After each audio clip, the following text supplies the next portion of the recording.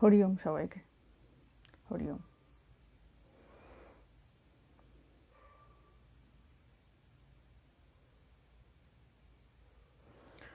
একটু সাউন্ডটা ঠিক আছে কিনা বলবেন, হ্যাঁ?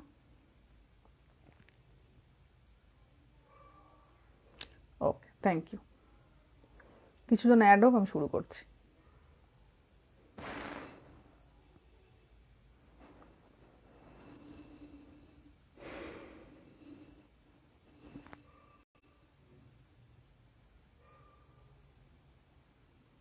হরি ওম। Thank you. আজকে আমাদের আলোচনাটা আমি আগের দিনই বলে দিয়েছিলাম, দীক্ষা প্রসঙ্গে আলোচনা হবে। ওকে, থ্যাংক ইউ। দীক্ষা প্রসঙ্গে আলোচনা হবে আজকে আমাদের। তো দীক্ষা জনিত যে কোনো প্রশ্ন আমার যখন প্রসঙ্গটা বলা শেষ হয়ে যাবে তারপর করবেন, ঠিক আছে? কারণ এখন যদি কেউ কোয়েশ্চেন্স করেন, আমি কিছু দেখতে পাবো না, তো তার ফলে আমি আনসার ব্যাক করতে পারবো না। সেই জন্য এটা হয়ে যাওয়ার পর যদি কারোর কিছু জানার থাকে, মানে কথা প্রসঙ্গ হবার পরে জানার থাকে, তাহলে জানাবেন। আচ্ছা, এটা বহুজনের প্রশ্ন, দীক্ষা কেমন জিনিস। দেখুন, দীক্ষা হচ্ছে মানে যে কনসেপ্টটাকে নিয়ে দীক্ষার ব্যবস্থাটা শুরু হয়, দীক্ষার যে ট্র্যাডিশনটা শুরু হয়, আমি সেই অর্থটা প্রথমে আগে বলি, ঠিক আছে? সেটা হচ্ছে এটা একটা পিউরিফিকেটরি সেরেমনি, মানে হচ্ছে কোনো মানুষকে সংস্কার করা হচ্ছে। মানে ধরুন কারোর ভেতরে যদি কোনো অশুদ্ধ ভাব থাকে, অশুদ্ধ চিন্তা থাকে, সেই অশুদ্ধ চিন্তা থেকে তাকে শুদ্ধিকরণের পথে যে নিয়ে যাওয়া, সেই অনুষ্ঠানটার নাম হচ্ছে দীক্ষা। এইবার দীক্ষা যে কথাটি, অরিজিনাল যে দীক্ষা কথাটি, তার সোজাসাপটা মানে হচ্ছে দিশা দেখানো। যার দীক্ষা হচ্ছে সে দিশা পাচ্ছে, যিনি দীক্ষা দিচ্ছেন তিনি দিশা দেখাচ্ছেন। ক্লিয়ার? একদম ক্লিয়ার। দীক্ষা মানে হচ্ছে দিশা পাওয়া। কারোর দীক্ষা হচ্ছে তার মানে হচ্ছে সে দিশা পেল। এবার প্রশ্ন আসবে, দিশাটা কোন দিকে, কোন পথগামী দিশা? লক্ষ্যটা হচ্ছে মোক্ষ, মুক্তি যেটাকে বলে, পরমার্থ প্রাপ্তি বা মুক্তি বা মোক্ষ, এইটা হচ্ছে দীক্ষার লক্ষ্য। এবার হয় কি, আমরা যারা দীক্ষা গ্রহণ করি তাদের অনেক ধরনের পিছনেতে পারপাস থাকে দীক্ষা নেওয়ার। যদি সেই ধরনের কোনো পারপাস থেকে দীক্ষা নেওয়া হয় তাহলে তাদের দীক্ষা সাকসেসফুল হয় না, প্রথম কথা। দ্বিতীয় কথা হচ্ছে যে তাদের মনে শান্তিও থাকে না। দীক্ষার গোল হচ্ছে, দীক্ষা আমরা নিচ্ছি তার প্রধান কারণ হচ্ছে মোক্ষ প্রাপ্তির জন্য আমাদের দীক্ষাকরণ করা হয়। ক্লিয়ার? এবার এই মোক্ষটা কেমন জিনিস? দেহ বন্ধন থেকে মুক্তি। কোথা থেকে মুক্তি হবে? দেহ বন্ধন, আমি দেহ, এই যে কনসেপ্ট আমার রয়েছে, এই কনসেপ্টটা ভ্রমের ফলে হয়। তো এই বোধ থেকে, দেহ বোধ থেকে মুক্তি হচ্ছে অরিজিনাল মোক্ষ। আর দেহ বন্ধনটা কেমন জিনিস না, জন্ম মৃত্যু এই যে খেলা, এই যে সাইকেল চলছে, এই যে অজ্ঞানের সাইকেলটা চলছে, এই সাইকেল থেকে মুক্তি, দ্যাট ইজ কল্ড মোক্ষ। আর এই মোক্ষর জন্যই দীক্ষা পদ্ধতির প্রচলন। এইবার প্রশ্ন আসে, মন্ত্র কি জিনিস? আমি কিছু কিছু ছোট ছোট জিনিস আজকে ক্ল্যারিফাই করে দেবো যে মন্ত্র কি জিনিস, কারণ আমরা মন্ত্র দীক্ষা নিই। তো দেখুন, মন্ত্র যে কথাটি, আমরা সংস্কৃতে ঢুকে পড়ি সোজাসুজি। যে মন্ত্র কথাটি এসছে, মন্ত্র কথাটি এসছে, তার যে ধাতু, সেই ধাতুটি মানে ক্রিয়াটি, সেটি হচ্ছে ডাইরেক্ট মন্ত্র, মন্ত্র ধাতু থেকেই এসেছে। সেই মন্ত্র ধাতুর অর্থ হচ্ছে একটু অ্যাডভাইস, মানে উপদেশ দেওয়া। সরাসরি মানে হচ্ছে টু অ্যাডভাইস।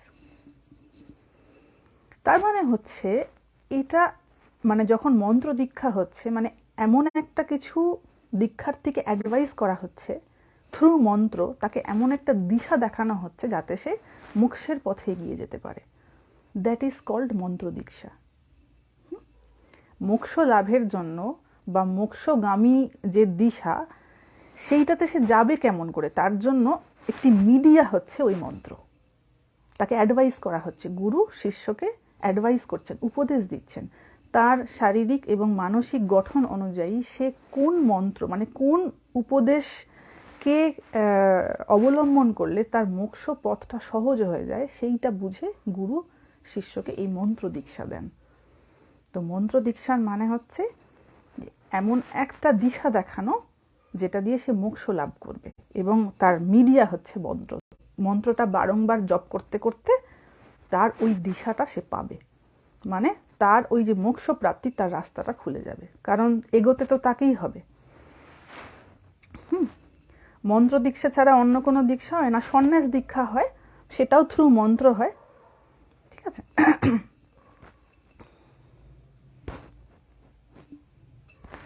এটা হলো মন্ত্রর কথা।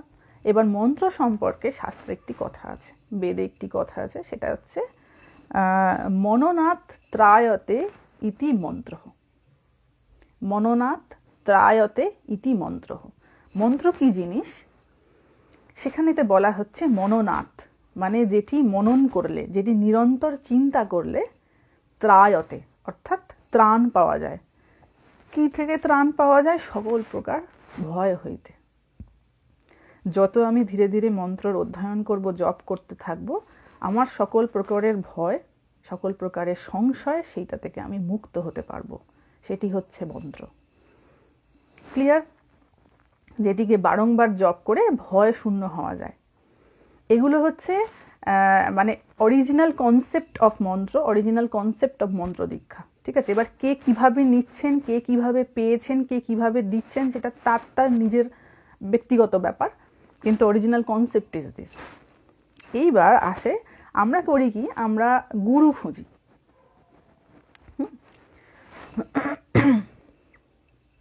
এক গুরু কি বিভিন্ন নামে দীক্ষা নিতে পারে?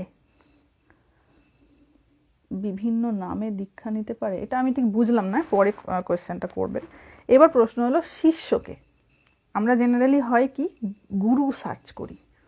এটা আমাদের খুব একটা কনসেপ্ট আছে, যে পূর্ব ধারণা রয়েছে যে গুরুকে ভালো হতে হবে, গুরুকে সিদ্ধি সম্পন্ন হতে হবে, তবে শিষ্যের কল্যাণ হবে, এরূপ একটা ধারণা আমাদের রয়েছে। কিন্তু মজার ব্যাপার দেখুন, গুরু আমি কেমন পাবো সেটা কিন্তু আমার হাতে নাই, আমার হাতে নাই, প্রথম কথা। দ্বিতীয় কথা হচ্ছে যে গুরু খোঁজার থেকে, আমার মনে হয় সিদ্ধ গুরু খোঁজার থেকে না, উপযুক্ত শিষ্য হওয়ার প্রচেষ্টা করাটা বোধহয় বুদ্ধিমানের। কারণ আমাদের খুব এটা নিয়ে অনেকে দেখলাম কমেন্ট করেছেন, এখনকার দিনে আর গুরু খুঁজে পাওয়া যায় না। আমার মনে হচ্ছিলাম তাকে প্রশ্ন করি যে শিষ্য খুঁজে পাওয়া যায় তো, মানে যিনি বলেছেন বক্তব্য, তিনি ঠিক করে সেই শিষ্যত্ব লাভ করতে পারবেন তো, যদি তাকে সদ্গুরু স্মরণ, মানে সদ্গুরু যদি তার কাছে যায়, বা তার যদি কখনো সদ্গুরুর সঙ্গে যোগাযোগ হয়, এমন কোনো গুরু যিনি ভীষণ তত্ত্বজ্ঞান সম্পন্ন, তো তিনি সেই তার যে উপদেশাবলী সেটা মানতে পারবেন তো? তো এটা একটা খুব বড় প্রশ্ন। আমরা সবসময় আমাদের যে দৃষ্টিটা সেটা আউটওয়ার্ড করে রাখি, মানে সামনের মানুষটার, যে আমি তো পাচ্ছি না, সদ্গুরু কোথায় পাওয়া যায়, সো সেটা খুঁজে লাভ নেই। কারণ সদ্গুরু, আমি যদি যোগ্য না হই, গুরু আমাকে খুঁজতে খুঁজতে আসবে না, আমার তেমন মানুষের সঙ্গে যোগাযোগও হবে না। সব থেকে বেস্ট কনসেপ্ট হচ্ছে যে আমি নিজেকে তৈরি করি। আমি নিজে তৈরি তো, আমি তো নিজে অযোগ্য, আমি কি করে একটা যোগ্য মানুষের সন্ধান পাবো? এটা তো একটা খুব বড় ব্যাপার, কি না? এবার শিষ্য অরিজিনালিকে, সেইটা আমি সংস্কৃত মানেটা এখানে তুলে ধরবো, তাহলেই বুঝতে পারবেন যে আমাদের গুরু খোঁজার যে ব্যাপারটা, এটা কতটা ভুল। দেখা যাক, শিষ্য কথাটি এসছে শ্বাস ধাতু থেকে, ঠিক আছে। তালব্যস্বয়াকা দন্তেশ্বয় হসন্ত, শ্বাস ধাতু, সেখান থেকে শিষ্য কথাটি এসেছে। শ্বাস ধাতুর মানে হচ্ছে টু টিচ, শেখানো। তার সাথে একটা প্রত্যয় যোগ করে, কপ প্রত্যয় যোগ করে শিষ্য কথাটি এসেছে। তো তার অরিজিনাল যে মানেটা করা হচ্ছে, যিনি শিক্ষা দেবার না, শিক্ষা পাবার যোগ্য, মানে যাকে শিক্ষা দেওয়া যায়, তিনি হচ্ছেন শিষ্য। যাকে শিক্ষা দেওয়া যায়, মানে যিনি শিক্ষা গ্রহণ করতে যোগ্য, কেপেবল, সমর্থ, তিনি হচ্ছেন শিষ্য। তো যারা যারা সদ্গুরু খুঁজছেন বা এরকম মনের মধ্যে কোনো ধারণা রয়েছে, তাদের আগে যোগ্য শিষ্য হতে হবে। কারণ যতক্ষণ না সেই যোগ্যতা অর্জন হচ্ছে, আমি যদি সদ্গুরুর কন্ট্যাক্টেও যাই, আমি কিন্তু তার যে জ্ঞানের প্রভাব সেটা, বা তার যে মানে তার যে দেওয়ার ক্ষমতা রয়েছে না, আমি সেটা গ্রহণ করতে পারবো না। এবং হবে কি, আমি ওই গুরুর কাছে গিয়েও না আমার যে জাগতিক চাহিদা রয়েছে, আমি সেইগুলোই কেবল পূরণ করার জন্য তার পিছনে ঘুরবো। তো সেখানে কিন্তু বেসিক কোনো লাভ হয় না, এবং তারা পায়ও না। সব থেকে বড় কথা হচ্ছে তারা পাবেও না, কোনো দিন পাবে না, এবং বিভিন্ন ধরনের মিসকনসেপশনে পড়বে, ভুলভাল জায়গা থেকে দীক্ষা হবে, দেখা যাবে এই জীবনটা চলে গেল। তাই আগে নিজেকে তৈরি করতে হবে। ঠিক আছে, আমি সঠিক জিনিসটা গ্রহণ করতে পারবো কিনা, তার জন্য আমার নিজস্ব কিছু সাধন ভজন থাকাটা দরকার, নিজস্ব কিছু পড়াশোনা করা, নিজে কিছুটা কামনা শূন্য হওয়া দরকার। আমার ভেতরেতে কামনা গিজিগিজ করছে আর আমি সদ্গুরু চাইছি, আমি কি করব? সদ্গুরু তো সদের অনুসন্ধান দেবেন কি না? যিনি সদ্গুরু, যিনি তত্ত্বজ্ঞানী, তিনি তো তত্ত্বের কথা বলবেন। তো আমি তার তত্ত্বের কথা গ্রহণ করতে পারবো তো? এই তিনটে বিষয় নিয়ে আজকে মেন বললাম। একটা হচ্ছে দীক্ষা কি জিনিস, একটা মন্ত্র কি জিনিস, আর একটা শিষ্য কেমন হতে হবে। তো আগে শিষ্যটা ঠিকঠাক হোক, গুরু তার আপনিই সেই রকম গুরুর সংস্পর্শে চলে আসবে, মানে কোনো না কোনো ভাবে হোক ঠিক হয়ে যাবে। এই প্রসঙ্গে একটা ঘটনা বলি। দেখুন, গৌড়পাদের কথা আমরা জানি, যিনি জগৎগুরু শঙ্করাচার্যের গুরুদেব ছিলেন। তো গৌড়পাদ নাকি, এটা নাকি বলা হয়, এক্স্যাক্ট বছরটা আমি বলতে পারবো না, 1000 বছর, 1000 বছর অপেক্ষা করেছিলেন এই শঙ্করাচার্যের মতন একজন শিষ্যের কন্ট্যাক্টে আসার জন্য। তিনি জানতেন যে শঙ্করাচার্য আসবে। তো যখনই শঙ্করাচার্য গোবিন্দপাদের সংস্পর্শে গেলেন, তার শরীর তিনি ছেড়ে দিলেন। মানে গোবিন্দপাদ যেই মাত্র শঙ্করাচার্যের সংস্পর্শে আসলেন, দেখা হলো যখন, তাকে তিনি দীক্ষা দিলেন, তাকে সেই তত্ত্বজ্ঞান দিলেন, দেওয়ার পরে তিনি শরীর ছেড়ে দিলেন। তো এরকমই হয়। তো আগে ওই জায়গাটা আমাদের ক্লিয়ার থাকাটা খুব দরকার। এইবার প্রশ্ন এলো, এবার যে নেক্সট প্রশ্নটা আসছে সেটা হচ্ছে যে মুক্তি, একজন প্রশ্ন করেছেন, সেটার আনসারটা করি। যে মুক্তি লাভ করার জন্য কি দীক্ষা নেওয়াটা খুব দরকার? এটা একজন প্রশ্ন করলেন। তো দেখুন, দীক্ষা লাভটা অমন করে ঠিক আমরা যেভাবে ভাবি যে গুরু বোধহয় কোনো একটা আলাদা জায়গায় নিয়ে গিয়ে আমাকে কানে মন্ত্র দিলেন, আর তাতে বোধহয় আমার অফিসিয়াল দীক্ষা হয়ে গেল। আমরা সমস্ত কিছু অফিসিয়াল চাই, তো মানে কাগজে কলমে হতে হবে আর কি, না হলে আমাদের বিশ্বাস হয় না।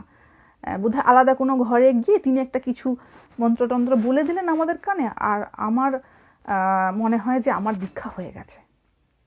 কিন্তু সত্যি কি তাই হয়েছে? কারণ যিনি দীক্ষা দেবেন তিনি অ্যাকচুয়ালি কি করেন? দীক্ষার মাধ্যমে তার শক্তি ট্রান্সফর্ম করেন। গুরু শিষ্যকে তার যে শক্তি, তার যে আধ্যাত্মিক শক্তি, তার যে তত্ত্বজ্ঞান, সেইটি ট্রান্সফর্ম করেন, তাকে দেন। তিনি তার মনটাকে এমন একটা অবস্থায় নিয়ে যান যেখানে তিনি কামনা বাসনা থেকে মুক্ত হতে পারেন। মানে গুরুর এমন আকর্ষণ হয় শিষ্যর প্রতি, বা শিষ্য এমন আকর্ষণ বোধ করে গুরুর প্রতি, যে তার মনের যতটুকুন কামনা বাসনা থাকে সমস্ত কিছু চলে যায়। তার কেবল গুরুতেই আকর্ষণ কাজ করে, এমন আকর্ষণ থাকে। এই হচ্ছে ঠিক ঠিক গুরু শিষ্য সম্পর্ক। কিন্তু সেটা যখনই খুব খুব মানে কি বলবো, এটা খুব ব্যবসায়িক ব্যাপারটা যখন হয়ে যায় না, তখন না তো গুরু ঠিকভাবে শিষ্য পান, আর না শিষ্য ঠিক করে গুরু পান। উভয়কে একটা চিট করার জায়গা চলে আসে। আমি মানে sorry to say that language, কিন্তু খুব প্রপার ওয়েতে এই শব্দটাই এসে দাঁড়ায়।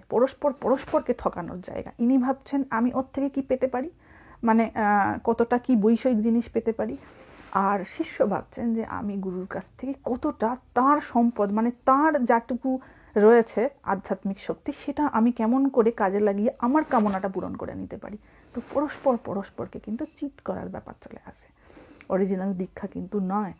যিনি আপনাকে গাইড করবেন, যিনি আপনাকে কেমন করে মোক্ষ লাভের পথে এগিয়ে যেতে হবে সেইটা বলে দেবেন, তিনি হচ্ছেন ঠিক ঠিক গুরু। এবং তাকে তত্ত্বজ্ঞ হতে হবে, তার তত্ত্বজ্ঞান থাকতে হবে। যদি সেটি না থাকে তাহলে তিনি আপনাকে কখনো ওই দিশা দেখাতে পারবেন না। এবং সেটি আমাদের বুঝতে হবে, আমাদের নিজেদের আগে তৈরি হতে হবে, তবে আমাদের ওইরকম গুরুকরণ হবে। নাহলে আমরা অফিসিয়ালি দীক্ষিত, কিন্তু দীক্ষার যে রেজাল্ট, একটা আমি মোক্ষ পথে এগিয়ে যাচ্ছি, তার তো কিছু লক্ষণ থাকবে আমার জীবনে, দেখা যাবে সেটা জিরো, ম্যাক্সিমাম জিরো। কেন? আমার যদি দীক্ষা হয়ে থাকে, সঠিক উপায়ে দীক্ষা হয়ে থাকে, তাহলে তো আমার অনেক উন্নতি হয়ে যাওয়ার কথা।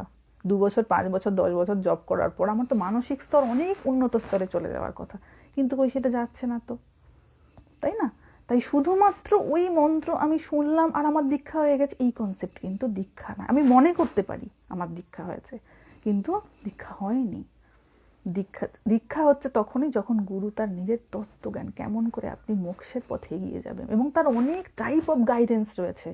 শুধু আমি দীক্ষা দিয়ে দিলাম, তারপর আমি জানি না তুমি বাঁচলে কি মরলে, ঠিক তো বাবা হলো না, কোথাও একটু গড়বড় রয়ে গেল। কারণ তুমি যখন মোক্ষ লাভের পথে এগোবে, যখন তুমি ধ্যান করতে বসবে, যখন তুমি জব করতে বসবে, there will be several disturbances, অনেক ধরনের বাধা আসবে। আমি বলে বোঝাতে পারবো না, কত কাইন্ডস অফ বাধা আসবে, প্রতিদিন এক এক রকমের বাধা আসবে।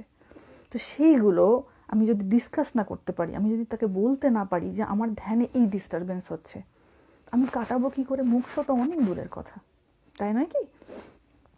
তাই আমাদের এই কনসেপ্টটা একেবারেই ভুল। যিনি আপনাকে আপনার সাধন ভজনের পথে কেমন করে আপনি ভগবত প্রাপ্তি করতে পারবেন, সেই গাইডেন্সটা আপনাকে দিতে পারবেন সঠিক উপায়, তিনি হচ্ছেন আপনার গুরু। এবং তাকে তত্ত্বজ্ঞ হতে হবে, তাকে ব্রহ্মজ্ঞ হতে হবে, তার মধ্যে সেই ব্রহ্মজ্ঞানের ফ্লাশ থাকতে হবে। কি করে বুঝবেন ব্রহ্মজ্ঞানের ফ্লাশ আছে? না, তিনি সমস্ত বিষয় অনাসক্ত, তার কোনো বিষয়ে আসক্তি নেই। That is the first symptom of a brahmajnani, যেটা আমরা গীতার 2য় অধ্যায়তে দেখতে পাই, যেখানে স্থিতপ্রজ্ঞের কথা বলা রয়েছে। ওই যতগুলো শ্লোক রয়েছে তার মধ্যে একটি জিনিস ভীষণ কমন, সেটা হচ্ছে তিনি ভীষণ অনাসক্ত। তার ঢুকতে যতক্ষণ, বেরোতেও ততক্ষণ, তিনি কোনো কিছুতে মায়াবদ্ধ নন। তিনি হচ্ছেন ঠিক ঠিক গুরু। ঠিক আছে, এইবার আমরা যাব ভগবদ্গীতায়। কারণ হচ্ছে আমি তো মুখের কথা বলে দিলাম, এটার কারোর বিশ্বাস হবে কেন? অনেকে প্রশ্ন করেন শাস্ত্রীয় কি রেফারেন্স আছে আপনি বলুন। তো শাস্ত্রীয় রেফারেন্স একটু দিতে হবে, আদারওয়াইজ তো বিশ্বাস হবে না। তাই একটু খোলা হোক গীতাটা। গীতার পসিবলি 2য় অধ্যায়ের 7ম শ্লোকটা খোলা হোক। হ্যাঁ,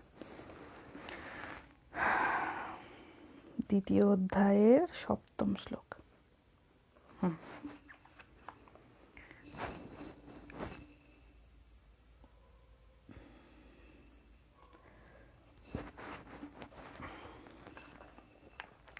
আমি গীতা থেকে রেফারেন্সগুলো এই জন্য দেওয়ার চেষ্টা করি, কারণ এটা এমন একটা ডিভাইন, একটা স্যাক্রেড বুক, যে এর মধ্যে সমস্ত কথা বলা রয়েছে, সমস্ত কথা, এমন কোনো কথা নেই যেটা এর মধ্যে এমবেডেড নেই।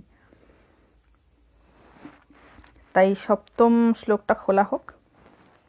এইবার দেখুন, এখানেতে অর্জুন একদম শেষ লাইনে বলছেন, শিষ্য তে অহম, আমি তোমার শিষ্য। ভগবান কিন্তু অর্জুনকে কোনো কানে মন্ত্র দেননি, ঠিক আছে? কিন্তু অর্জুন নিজের থেকেই বলছেন, শিষ্যতে অহম, আমি তোমার শিষ্য।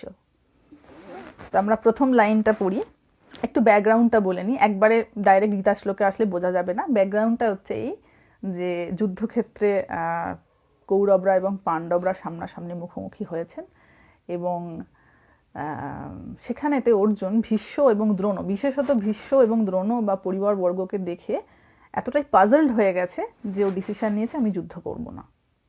কারণ যুদ্ধ করতে গেলে আমাকে গুরু হত্যা করতে হবে, আমাকে দ্রোণাচার্য আমার গুরু, তাকে মারতে হবে, ভীষ্ম আমার প্রপিতামহ, তাকে হত্যা করতে হবে, এবং অন্যান্য আর যারা আত্মীয় স্বজন রয়েছে সবাইকেই আমাকে বধ করতে হবে। ঠিক আছে, তো এটা আমি পারবো না, কারণ এতে অনেক রক্তক্ষয় হবে, বর্ণসংকর তৈরি হবে। কারণ যেই পুরুষরা মারা যাবে তাদের স্ত্রীরা কুলোটা হয়ে যাবে। এই যে বিভিন্ন ধরনের যুক্তি প্রথম অধ্যায়ে দেওয়ার পর একদম শেষ লাইনে, প্রথম অধ্যায়ের শেষে অর্জুন বলছেন যে আমি যুদ্ধ করব না। ও ধনুষ ত্যাগ করে দিয়ে রথে গিয়ে বসে পড়েছে। এইবার দ্বিতীয় অধ্যায়ে ভগবান এবার তাকে দাঁড় করাবেন, কারণ তিনি তো ডিপ্রেসড হয়ে গেছেন, এক প্রকার বলতে গিয়ে ডিপ্রেসড। সেই ডিপ্রেশন ভগবান কেমন করে কাটাচ্ছেন, এটা হচ্ছে সেকেন্ড চ্যাপ্টার থেকে অরিজিনাল গীতা শুরু হয়ে যাচ্ছে। এবার অর্জুন তার যে প্রবলেমসগুলো সেইগুলো এখানে বলছেন। কীরকম প্রবলেমস আমরা দেখি। অর্জুন বলছে, কার্পণ্য দোষ উপহত স্বভাব। এটাকে ভাঙলে হবে কার্পণ্য দোষ উপহত স্বভাব। তো উপহত মানে হচ্ছে ওভার পাওয়ার্ড। ওভার পাওয়ার্ডের বাংলাটা আমি কি বলি, মানে কি বলবো, ব্রেন ওয়াশড এক কথায় বলতে গেলে। আমি অভিভূত হয়ে গেছি, ওভার পাওয়ার্ড হয়ে গেছি। কিসের দ্বারা? না কার্পণ্য দোষ। এইবার কার্পণ্য দোষ এই কথাটা আর একটা অর্থ আছে। গীতাতে এই কথাটি রয়েছে যে কৃপণকে আমরা মনে করি কৃপণ হচ্ছে যে পয়সা খরচা করতে চায় না, তো কিন্তু গীতা বলছে কৃপণা ফল হেতব, যে তার কার্যে ফলের হেতু রাখে, মানে ফলটার দিকে তার যার দৃষ্টি রয়েছে তিনি হচ্ছেন অরিজিনাল কৃপণ। তো এখানে অর্জুন বলছে কার্পণ্য দোষ, মানে আমার এইরূপ কার্পণ্য দোষ হয়েছে। কেন না যুদ্ধ করার ফলে কি ফল হতে পারে আমার দৃষ্টি সেই দিকে গেছে, সেইটাকে বলছে কার্পণ্য দোষ। কারণ যখন বেসিক্যালি এটা স্টার্ট হয় যখন দ্রৌপদীর যে বস্ত্রহরণ করার চেষ্টা করা হয়, তখন থেকেই যুদ্ধের পরিস্থিতি ঘনীভূত হতে শুরু হয়ে যায়।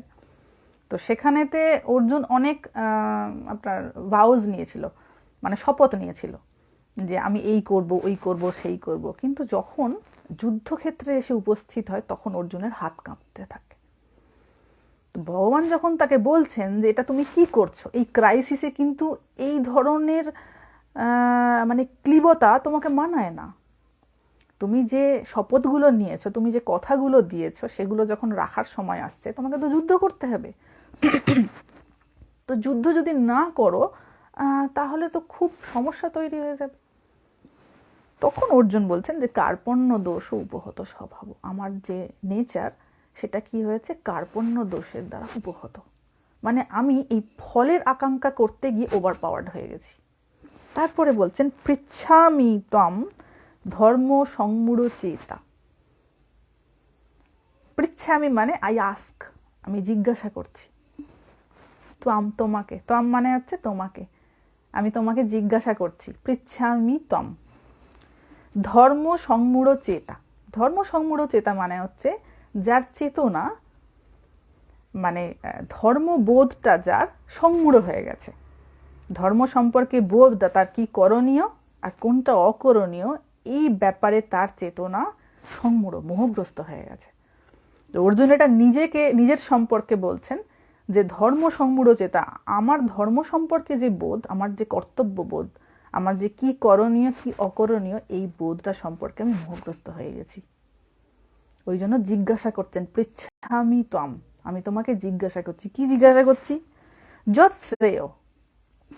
থার্ড লাইনটা ভাঙলে হবে যৎ যুক্ত শ্রেয়, স্যাৎ নিশ্চিতম, স্যাৎ নিশ্চিতম, ব্রূহি তৎমে, তন্মেটা ভাঙলে হবে তৎমে। ক্লিয়ার? তো যৎ শ্রেয় স্যাৎ নিশ্চিতম, যৎ শ্রেয় স্যাৎ নিশ্চিতম মানে হচ্ছে যেটা নিশ্চিত রূপে শ্রেয়, যেটি নিশ্চিত রূপে শ্রেয় মানে হচ্ছে আমি তো ধর্ম সংমূঢ় চেতা হয়ে গেছি, আমার তো বোধ বুদ্ধি কাজ করছে না, কি করণীয় আর কি অকরণীয় এই সম্পর্কে আমি বোধ হারিয়ে ফেলেছি। হে কেশব, ওই জন্য পৃচ্ছামি ত্বম, আমি আপনাকে জিজ্ঞাসা করছি যে যৎ শ্রেয় স্যাৎ নিশ্চিতম, কোনটা শ্রেয় এইটা নিশ্চিত রূপে ব্রূহি, ব্রূহি মানে আপনি বলুন, তৎমে, তৎ মানে হচ্ছে সেটা আর মে মানে হচ্ছে আমাকে। তো ব্রূহি তৎ মে মানে হচ্ছে, মে মানে হচ্ছে আমাকে, তৎ মানে হচ্ছে সেইটি, ব্রূহি মানে বলুন, মানে আমাকে সেইটি বলুন যেটি নিশ্চিত রূপে শ্রেয়। যৎ শ্রেয় স্যাৎ নিশ্চিতম, যেটা নিশ্চিত রূপে শ্রেয় সেইটি আপনি আমাকে বলুন। অর্জুন শ্রী ভগবানকে কোয়েশ্চেন করছেন, আস্ক করছেন, জিজ্ঞাসা করছেন, এটা আপনি আমাকে বলে দিন কেন? এই যে শিষ্য তে অহম স্বাধিমাম ত্বাম প্রপন্নম।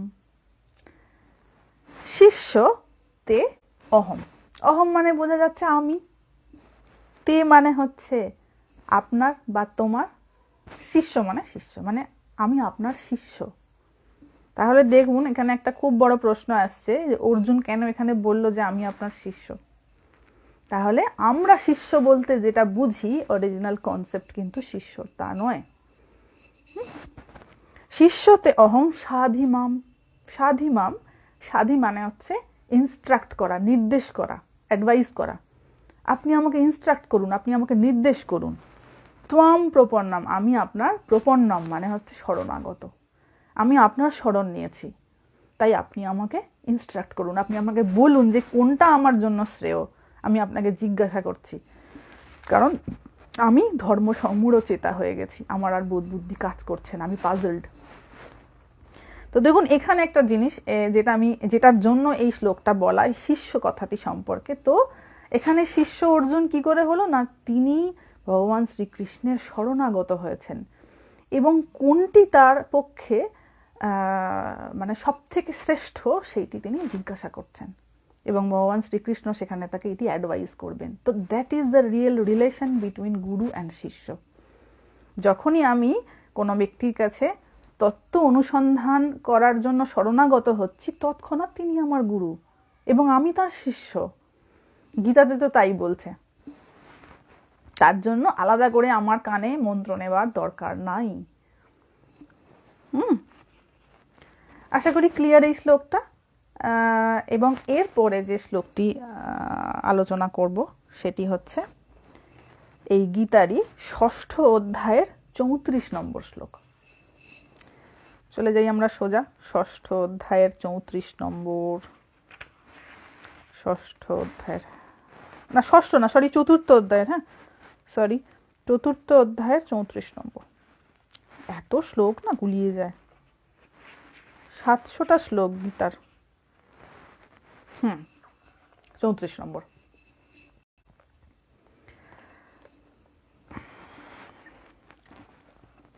খোলা হয়েছে। এখানে ভগবান যেটা বলছেন যে একটু আগের শ্লোকটাতে আমি রিলেট করি, কারণ না হলে এটা বোঝা যাবে না। বলছেন যে এই যে দ্রব্যময় যজ্ঞ, দ্রব্যময় যজ্ঞ মানে হচ্ছে আমরা যজ্ঞে এই যে বিভিন্ন দ্রব্য অর্পণ করি, এটাকে বলা হয় দ্রব্যময় যজ্ঞ। মানে এই ঘি দিই, এটা দিই, ওটা দিই, এই যে সমর্পণ করি, এগুলো সব দ্রব্যময় যজ্ঞ, যেটাকে বৈষয়িক জিনিস বলা হয়, দ্রব্যময় যজ্ঞ। সেইটা থেকে জ্ঞান যজ্ঞ শ্রেয়ান, অর্থাৎ আমি এই যে জ্ঞান চর্চা করছি, এই যে আমাদের মধ্যে এই যে জ্ঞানের আদান প্রদান হচ্ছে, এদিকে বলা হয় জ্ঞানযজ্ঞ। নিরন্তর জ্ঞানের কথা আলোচনা করা, সেটিকে বলা হয় জ্ঞানযজ্ঞ। তো ভগবান শ্রীকৃষ্ণ এখানে বলছেন যে এই দ্রব্যময় যজ্ঞ থেকে জ্ঞানযজ্ঞ অনেক বেশি শ্রেষ্ঠ। মানে আমরা এগুলো অ্যাকচুয়ালি দ্রব্যময় যজ্ঞটা মেনলি হয় কামনা বাসনা থেকে। মানে আমার কিছু একটা চাওয়ার আছে, সেইখান থেকে আমার মনে হয়েছে এইটা দিলে বোধহয় আমি আমার চাহিদাটা পূরণ করতে পারবো, সেখান থেকে দ্রব্যময় যজ্ঞের যে কনসেপ্টটা সেটা শুরু হয়েছে, মেনলি যেটা বেদের কর্মকাণ্ডে রয়েছে। কিন্তু ভগবান শ্রীকৃষ্ণ এখানে বলছেন জ্ঞান যজ্ঞ কিন্তু ওই দ্রব্যময় যজ্ঞর থেকে অনেক বেশি শ্রেষ্ঠ। এবার তারপরের যে শ্লোকটা সেটাই হচ্ছে অরিজিনালি যেটা বলার জন্য আজকে আলোচনা করা। বলছেন তদ বিদ্ধি, বিদ্ধি মানে তৎযুক্ত বিদ্ধি, বিদ্ধি মানে তুমি জেনে নাও, তৎ সেইটি মানে কোনটি, ওই জ্ঞানটি, যে জ্ঞানটি দ্রব্যময় যজ্ঞ হইতে শ্রেষ্ঠ। তুমি ওই জ্ঞানটি জেনে নাও। কিভাবে জানবে? প্রণিপাতে নাও। দেখুন শিষ্যকে কতটা বিনয়ী হতে হবে। ওই আছে না যে আমি যেমন আমার চোখে জগৎ তেমন। তো এখানে কেমন ভাবে জ্ঞানটা প্রাপ্ত করতে হবে, শিষ্যের মধ্যে কতটা বিনয় থাকতে হবে, সেই কনসেপ্টটাই এখানে গীতা তুলে ধরছে। তুমি শিষ্য তো হবে, তোমার ইকুয়ালিটি আছে তো, কিভাবে তুমি তত্ত্বজ্ঞানীর কাছ থেকে তোমার জ্ঞান প্রাপ্ত করবে, তার কিছু কনসেপ্ট এখানে বলা হচ্ছে। তদ্বিদ্ধি, তুমি তৎ মানে ওইটি জেনে নাও, ওইটি মানে ওই জ্ঞানটি। কিভাবে জানবে? প্রণিপাতেন, প্রণিপাত করতে হবে। যে তত্ত্বজ্ঞানী তার সামনে তোমাকে প্রণিপাত করতে হবে, প্রণিপাতের দ্বারা। প্রণিপাত মানে সাষ্টাঙ্গ প্রণাম। এবার সাষ্টাঙ্গ প্রণামটা কি সেটা নিয়ে পরে একটা আমি ভিডিও আনবো, ওখানে বলে দেবো অরিজিনালি সাষ্টাঙ্গ প্রণাম কেন বলা হয়, তার কনসেপ্টটা কি। তো সাষ্টাঙ্গ প্রণাম মানে শুয়ে পড়া, শুয়ে প্রণাম করা, ভূমিষ্ঠ হয়ে প্রণাম করা। এইভাবে। আর কি পরিপ্রশ্নেন, পরিপ্রশ্নেন মানে হচ্ছে তাকে আমি প্রশ্ন করছি, কারণ আমার যে কোয়ারিজগুলো রয়েছে সেটা তো আমাকে গুরুর কাছ থেকে জানতে হবে, এবং সেটা অত্যন্ত বিনয়ের সঙ্গে। পরিপ্রশ্নেন, পরি উপসর্গ দিয়ে দিয়েছে, মানে তোমার যাবতীয় মনের যা প্রশ্ন রয়েছে সেইটা তুমি তার কাছে করতে পারো এই প্রশ্নের দ্বারা। তোমাকে জানতে হবে। ওখানে বলেছে বিদ্ধি মানে তুমি জানবে। কিভাবে জানবে? প্রথম কন্ডিশন দিয়েছে প্রণিপাতেন, মানে প্রণিপাত হয়ে, প্রণামের দ্বারা। ভূমিষ্ঠ প্রণাম করলে। আর কি পরিপ্রশ্নেন, তোমার মনের মধ্যে যাবতীয় যা প্রশ্ন রয়েছে সেটা তুমি তাকে জিজ্ঞাসা করছো এর দ্বারা। থার্ড যে কন্ডিশন দিয়েছে সেটা হচ্ছে সেবয়া, মানে সেবার দ্বারা। আমরা সবাই জানি যে যিনি গুরু হন তাকে যথাযথ পরিমাণে সেবার দ্বারা আমরা সেই জ্ঞান প্রাপ্ত করতে পারি। এবং গুরু যদি শিষ্যের প্রতি, মানে তিনি যদি তত্ত্বজ্ঞানী হন, তার যদি সেই তত্ত্বজ্ঞানের ফ্লাশ থাকে, তিনি যদি একবার শিষ্যের প্রতি সন্তুষ্ট হন বা খুশি হন, তো তার উন্নতি দেখে কে? কেউ আটকাতে পারবে না তার উন্নতি। এখানে ভগবান গীতায় বলছেন সেবয়া, অর্থাৎ সেবার দ্বারা। তাকে সার্বিকভাবে আমাকে সেবা করতে হবে।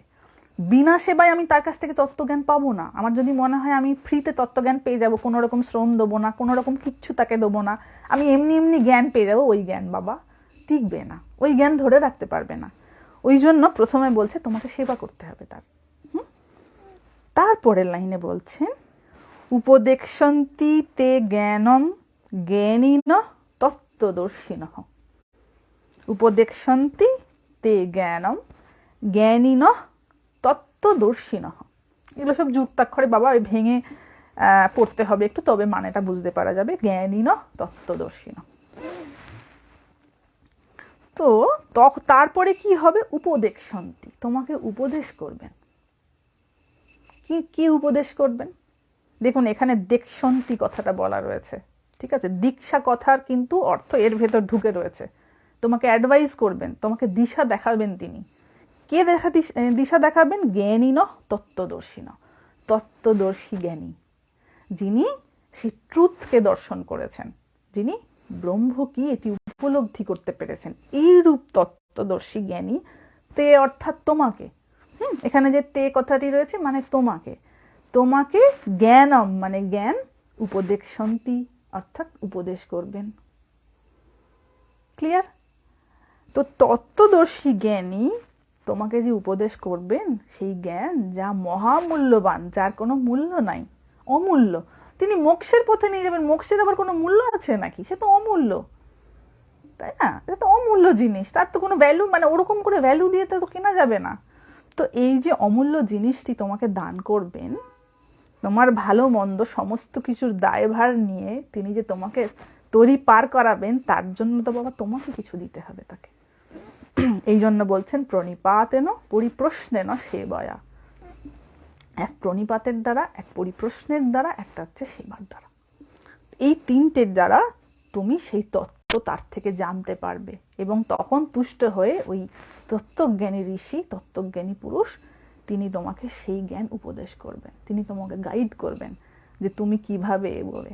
এই হচ্ছে গুরু শিষ্য পরম্পরা। এবং এই তত্ত্বজ্ঞান বাবা গুরু শিষ্য পরম্পরা ছাড়া পাওয়া খুব মুশকিল। এরপরে আমি একটা ইনসিডেন্ট আপনাদের সামনে তুলে ধরবো স্বামী বিবেকানন্দের। তিনি দীক্ষা দিচ্ছেন যখন একজন শিষ্যকে, তিনি বাংলাদেশে ছিলেন, তো তার স্মৃতিকথা থেকে কিছু কথা বলা আছে। দীক্ষাদান যে কেমন জিনিস, তার অরিজিনাল যে ভাইব্রেশন, সেটা আমরা ওখান থেকে আজকে একটু আলোচনা করব। তো এই দুটো গীতার শ্লোকে পরিষ্কার বোঝা যাচ্ছে যে দীক্ষা করাটা অ্যাকচুয়ালি কেমন জিনিস, দীক্ষা দেওয়াটা কেমন জিনিস, কে দীক্ষা দেবেন, যিনি দীক্ষা পাবেন তাকে কেমন করে সেই জ্ঞান প্রাপ্ত হতে পারে। মানে সে কেমন করে সেই জ্ঞান প্রাপ্ত হতে পারে। আর দীক্ষা নেওয়ার, আমি আবারও বলছি, কেউ যদি এটা মনে করে থাকেন আমি অমুক অর্গানাইজেশন থেকে দীক্ষা নেব, আমি অমুকের থেকে দীক্ষা নেব, আমার মনের একটা কিছু চাহিদা রয়েছে সেটা বোধহয় তাড়াতাড়ি পূরণ হয়ে যাবে, এটা কিন্তু ভুল ধারণা। দীক্ষা প্রাপ্তির উদ্দেশ্য হচ্ছে মোক্ষ লাভ। মোক্ষ লাভ করার জন্য কিন্তু ত্যাগ করতে হয়। কারণ মনে যদি ভোগের ইচ্ছা থাকে এবং তিনি দীক্ষা লাভ করতে চাইছেন, তার দীক্ষা কোনো দিন ফলপ্রসূ হবে না, কোনো দিন সম্ভব নয়। কারণ শাস্ত্র এই কথাটাকে সমস্ত রকমভাবে কাট ডাউন করে দিচ্ছে, এটা সম্ভব নয়। যদি আমি সত্যটা জানতে চাই, একমাত্র তবেই আমার দীক্ষা ফলপ্রসূ হবে। তার জন্য আমি যদি সেই স্যাক্রিফাইস করতে পারি, আমি যদি গুরুবাক্য মেনে চলতে পারি, আমি যদি তার প্রতি শ্রদ্ধা রাখতে পারি, নিশ্চয়ই আমার হবে, কেন হবে না। আশা করি কনসেপ্টটা ক্লিয়ার। আর এবার স্বামীজির একটি ঘটনা আমি সব দেখে রেখেছি আপনাদের এটা বলবো বলে, কারণ যেহেতু বিষয়টা আজকে দীক্ষা, আমাকে সব দিক থেকে একটু কভার আপ করে বলতে হবে। আরও ছিল কিন্তু 1 ঘন্টায় ওটা কুলোবে না।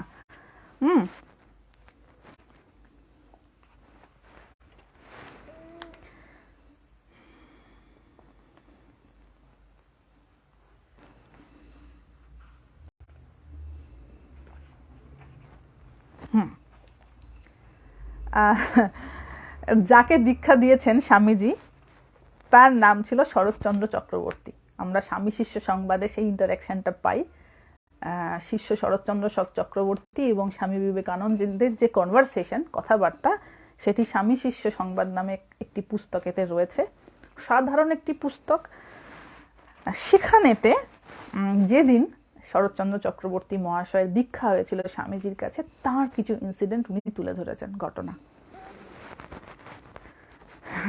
এটা একটুখানি আমরা পড়ছি। হ্যাঁ, বলছেন যে স্বামীজি আজ শিষ্যকে দীক্ষা দিতে প্রতিশ্রুত হইয়াছেন। আজ শিষ্যের জীবনে সর্বাপেক্ষা বিশেষ দিন, কারণ যার থেকে দীক্ষা নেবেন তিনি তো সাধারণ নন, তিনি তো অসাধারণ। শিষ্য প্রত্যুষে গঙ্গা স্নানান্তে কতকগুলি লিচু আর অন্য দ্রব্যাদি কিনিয়া বেলা 8টা নাগাদ আলমবাজার মঠে উপস্থিত হয়েছেন। কিছু ফল টল কিনে নিয়ে গেছে। শিষ্যকে দেখিয়া স্বামীজি রহস্য করিয়া বলিলেন, ও আজ তোকে বলি দিতে হবে না। স্বামীজি বলছেন তোকে বলি দিতে হবে না। তো দেখুন, এই যে কথাটি, বলি কথাটি মানে হচ্ছে তোর যত অজ্ঞান রয়েছে ওইগুলোকে আজকে বলি দিতে হবে না, কারণ সেটা তো তুই ভগবানের চরণে আজ সমর্পণ করে দিবি। আজ থেকে তো তোর নতুন জন্ম, তোর নতুন সংস্কার, কি না? ওই জন্য দীক্ষার যে মানে করা হয়েছে ইংরেজিতে, সেটাকে লেখা হয়েছে পিউরিফিকেটরি সেরেমনি একটা মানে, আর একটা হচ্ছে ইনিশিয়েশন। ইনিশিয়েশন মানে হচ্ছে ব্রত নেওয়া। আমি ব্রত নিলাম যে আমি গুরু বাক্য অক্ষরে অক্ষরে পালন করে মোক্ষের পথে এগিয়ে যাব, সেই দিশাটা আমি পেলাম। সেই শুদ্ধিকরণ করার যে সংস্কার করার যে অনুষ্ঠান, সেটাকে বলা হয় দীক্ষা। এখানে স্বামীজি বলছেন আজ তোকে বলি দিতে হবে না।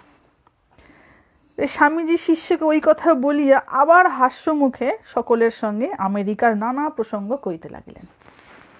ধর্মজীবন গঠন করিতে হইলে কিরূপ একনিষ্ঠ হতে হয়, গুরুতে কিরূপ অচল বিশ্বাস ও দৃঢ় ভক্তিভাব রাখিতে হয়, গুরুবাক্যে কিরূপ আস্থা স্থাপন করিতে হয় এবং গুরুর জন্য কিরূপে প্রাণ পর্যন্ত বিসর্জন দিতে প্রস্তুত হইতে হয়, এই সকল প্রসঙ্গও সঙ্গে সঙ্গে হইতে লাগিল। সবাই অনেকে রয়েছেন, স্বামীজিও রয়েছেন, বিভিন্ন বিষয়ে ডিসকাস হচ্ছে সকালবেলা। শিষ্য 8টার সময় পৌঁছে গেছে, সকাল সকাল। তারপর তিনি শিষ্যকে কতকগুলি প্রশ্ন করিয়া তাহার হৃদয় পরীক্ষা করিতে লাগিলেন। গুরু তো একটু পরীক্ষা করে নেবে, তো যিনি ঠিক ঠিক এই ব্যাপারগুলো যার বোধ থাকবে, যাকে তাকে দীক্ষা দেবে না।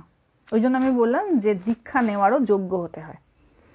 দীক্ষা নেওয়ার যোগ্য আগে হবার চেষ্টা করুন। হ্যাঁ, যিনি দীক্ষা গ্রহণ করছেন তার যোগ্যতা সম্পর্কে পরে দেখা হবে, আগে নিজের যোগ্যতাটা একটু দেখতে হবে। যে আমি যদি এখন ঘেও ক্যাঁটাল হই, বলছি, আমি যদি এখন ঘেও ক্যাঁটাল হই, তাহলে আমাকে কিনতে কে আসবে? মুচি কিনতে আসবে, নিশ্চয়ই কোনো অর্থবান লোক ঘেও ক্যাঁটাল কিনতে আসবে না। না, তো আগে আমাকে দেখতে হবে যে আমি নিজে কি, আমার নিজের কামনা বাসনা কতটা, কোন পর্যায়ে রয়েছে, সেইটা দেখার পর তারপর আমাকে বুঝতে হবে যে আমি এই, আর আমাকে আমার যোগ্য এইটা।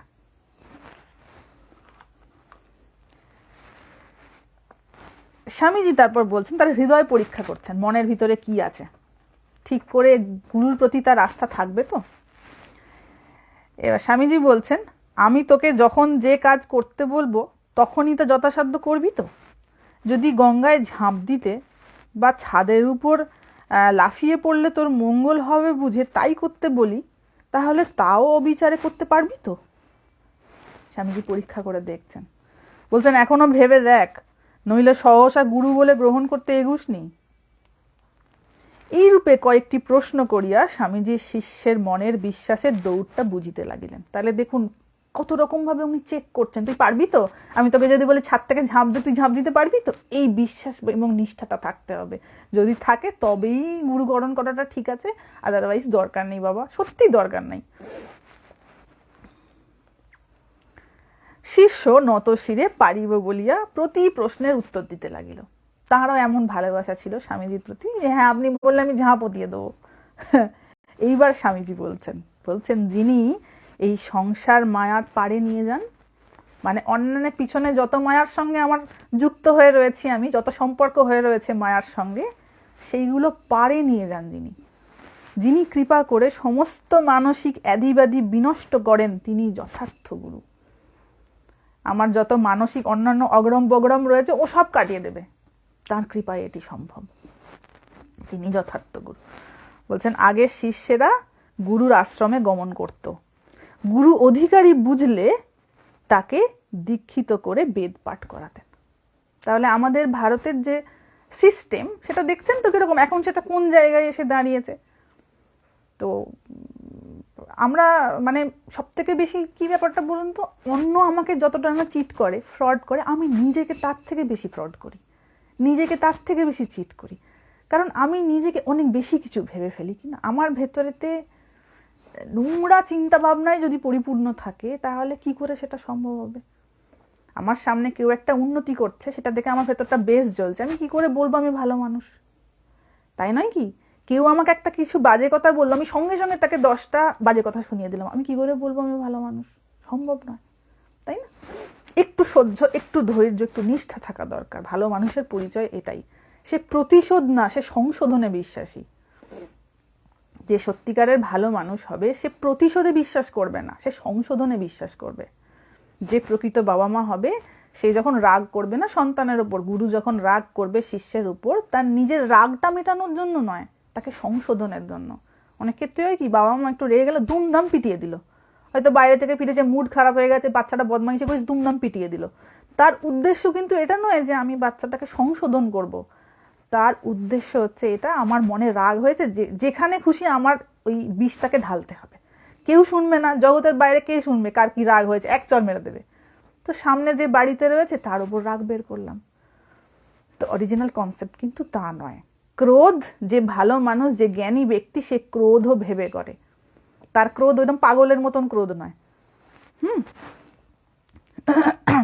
তো এই হচ্ছে যথার্থ গুরু। এইবার স্বামীজি বলছেন আবার একটা গুরু সম্পর্কে কনসেপ্ট উনি দিয়েছেন। বলছেন শাস্ত্রে বলে যারা অধীত বেদ বেদান্ত, মানে বেদ বেদান্তের তত্ত্ব যিনি জীবনে রূপায়িত করতে পেরেছেন, যারা ব্রহ্মজ্ঞ, যারা অপরকে অভয়ের পারে নিতে সমর্থ, মানে যিনি সমস্ত ভয় দূর করে দিতে পারেন, তারাই যথার্থ গুরু। তাঁদের পেলেই দীক্ষিত হবে, ন অত্র কার্য বিচারণা, অন্যান্য ক্ষেত্রে আর কোনো কাজ হবে না। স্বামীজি নিজেই বলছেন অন্য ক্ষেত্রে আর কাজ হবে না। এখন সেটা কেমন দাঁড়িয়েছে জানিস তো, অন্ধেন এব নিয়মানা যথা অন্ধা, এই অন্ধ অন্ধকে পথ দেখানোর মতন হয়ে গেছে। স্বামীজি এখানেতে পরিষ্কার বলছেন যে এখন এই পরিস্থিতিটা দাঁড়িয়েছে। এবার স্বামীজি যখন বলেছেন তখন সেটা হয়তো 1997, তো 1897, তো 1897এই যদি স্বামীজি এই কথাটা বলেন যে তখনই ওই অবস্থা হয়ে গেছে, তাহলে এখন কি অবস্থা হয়েছে।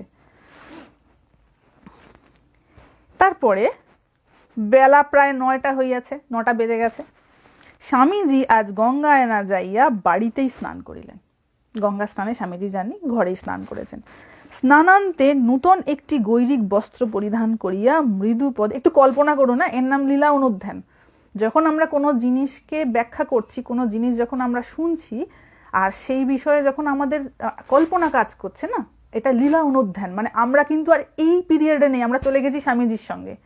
এইভাবে লীলা অনুধ্যানের মাধ্যমে গোপীরা শ্রীকৃষ্ণের চিন্তা নিরন্তর করতেন। এবং মীরাবাই, ধরুন যখন শ্রীকৃষ্ণ এসেছিলেন তখন তো রাধা ছিল, কিন্তু মীরাবাই যখন এসেছিল তখন তো ভগবান শ্রীকৃষ্ণ ছিলেন না। তো মীরাবাই নিরন্তর ভগবানের এই কথা অনুধ্যান করতেন, মানে লীলা চিন্তন করতেন। তো এই যে কথাটি আমি বলছি, এটা একটুখানি কল্পনা করে দেখুন, আপনি চোখের সামনে দেখছেন, কেমন লাগে।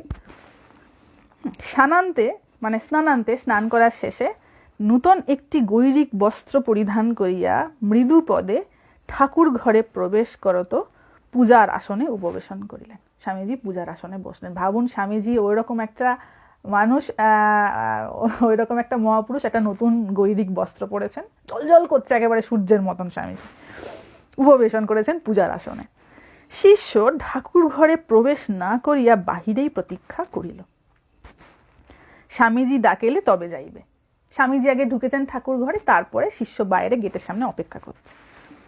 এইবার স্বামীজি ধ্যানস্থ হইলেন। দেখুন দীক্ষার প্রসেস কিরকম, আমরা যে ট্র্যাডিশনাল দীক্ষা পাই তার প্রসেস কিরকম। এইবার স্বামীজি ধ্যানস্থ হইলেন।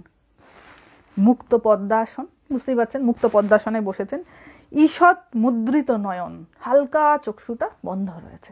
এবং আমরা স্বামীজির যে ছবিটা পূজা হয়, মঠে পূজা হয়, যেটা উনি ধ্যানস্থ হয়ে রয়েছেন, সেই ছবিটা যদি আমরা খুব ভালো করে ওয়াচ করি, দেখবেন চোখটা একটুখানি খোলা রয়েছে, একদম শেষটা, মানে খুব ভালো করে কাছ থেকে যদি দেখেন তাহলে দেখবেন স্বামীজির চোখটা অল্প খোলা রয়েছে, যেটা ওই পাগড়ি বাঁধা অবস্থায় স্বামীজি ধ্যানস্থ হয়ে রয়েছেন, যেটা নিউ ইয়র্কে তোলা।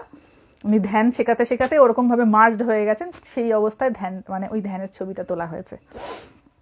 তো ঈষৎ মুদ্রিত নয়ন, যেন দেহ মন প্রাণ সকল স্পন্দহীন হইয়া গিয়াছে। তার তো ধ্যান করা অভ্যাস, একটুখানি হয়তো শিফট করে গেছে দেহের বাইরে, তো একেবারে স্পন্দহীন, চুপচাপ স্থির অবস্থা। যেন দেহ মন প্রাণ সকল স্পন্দহীন হইয়া গিয়াছে। ধ্যানান্তে স্বামীজি শিষ্যকে বাবা আয় বলিয়া ডাকিলেন। স্বামীজির সম্বোধনটা কিরকম, বাবা আয়। বাবা, আমার যেন গা হাত পা শিউরে উঠছে শুনে, বলিয়া ডাকিলেন। শিষ্য স্বামীজির সস্নেহ আহ্বানে মুগ্ধ হইয়া যন্ত্রবৎ ঠাকুর ঘরে প্রবেশ করিল। ঠাকুর ঘরে প্রবেশ মাত্র স্বামীজি শিষ্যকে বলিলেন, দোরে খিল দে, মানে কেউ যেন হঠাৎ করে না ঢুকতে পারে, দোরে খিল দে। সেই রূপ করা হইলে বলিলেন, স্থির হয়ে আমার বাম পাশে বস। এটাই নিয়ম, জেনারেলি যে যিনি দীক্ষা দেন তিনি যখন বসেন তার বাম সাইডে শিষ্য বসে। আমার পাশে স্থির হয়ে বস, বাম পাশে। স্বামীজির আজ্ঞা শিরোধার্য করিয়া শিষ্য আসনে উপবেশন করিল। তাহার হৃৎপিণ্ড তখন কি এক অনির্বচনীয় অপূর্বভাবে দূর দূর করিয়া কাঁপিতে লাগিল। প্যালপিটিশন হচ্ছে তখন শিষ্যর। স্বামীজির পার্সোনালিটিটাই এমন ছিল, তো খুব পরিচিত মানুষরাও যখন স্বামীজি গম্ভীর হয়ে যেতেন, খুব পরিচিতরাও তার কাছে ঘেঁষতে খুব ভয় পেতেন, তার পার্সোনালিটি এমন ছিল। তারপর স্বামীজি তার পদ্মহস্ত শিষ্যের মস্তকে স্থাপন করিয়া শিষ্যকে কয়েকটি গুহ্য কথা জিজ্ঞাসা করিলেন। পাওয়ার ট্রান্সমিশন শুরু হয়ে গেছে। স্বামীজি তার ডান হাতটা কি করলেন, শিষ্যর মাথায় রেখে কতকগুলো গোপন কথা জিজ্ঞাসা করছেন। এই হচ্ছে একটা গোপনীয়তার জায়গা। গুরু শিষ্যর মধ্যে এই যে ব্যাপারটা, এই গোপনীয়তা কিন্তু সকল গুরু শিষ্যের মধ্যেই থাকে। ওই জন্য এটা উনি বলতে পারলেন না, এখানে সেটা উজ্জ্ব রয়েছে। বলছেন যে তাহার পদ্মহস্ত শিষ্যের মস্তকে স্থাপন করিয়া শিষ্যকে কয়েকটি গুহ্য কথা জিজ্ঞাসা করিলেন, কতগুলো গোপন কথা। এবং শিষ্য ওই বিষয়ে যথাসাধ্য উত্তর দান করিলে মহাবীজ মন্ত্র তাহার কর্ণমূলে 3 বার উচ্চারণ করিলেন। স্বামীজি 3 বার বীজ মন্ত্র উচ্চারণ করেছেন, মানে দীক্ষা মন্ত্র। এবং পরে শিষ্যকে 3 বার উহার উচ্চারণ করিতে বলিলেন, যাতে শিষ্য সেই উচ্চারণটা সঠিক করছে কিনা সেটা জানার জন্য বলেন, তুইও 3 বার বল। যেটা সকলেরই এখন, যাদের বিশেষত যাদের মঠ মিশনের দীক্ষা হয়, এইভাবেই প্রসেস হয়ে আসছে।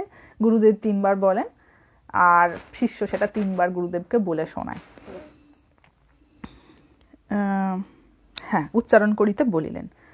তারপর সাধনা সম্বন্ধে সামান্য উপদেশ প্রদান করিয়া স্থির হইয়া অনিমেষ নয়নে শিষ্যের নয়ন পানে কিছুক্ষণ চাহিয়া রহিলেন। বুঝতে পারছেন কি হচ্ছে তখন ওইখানে?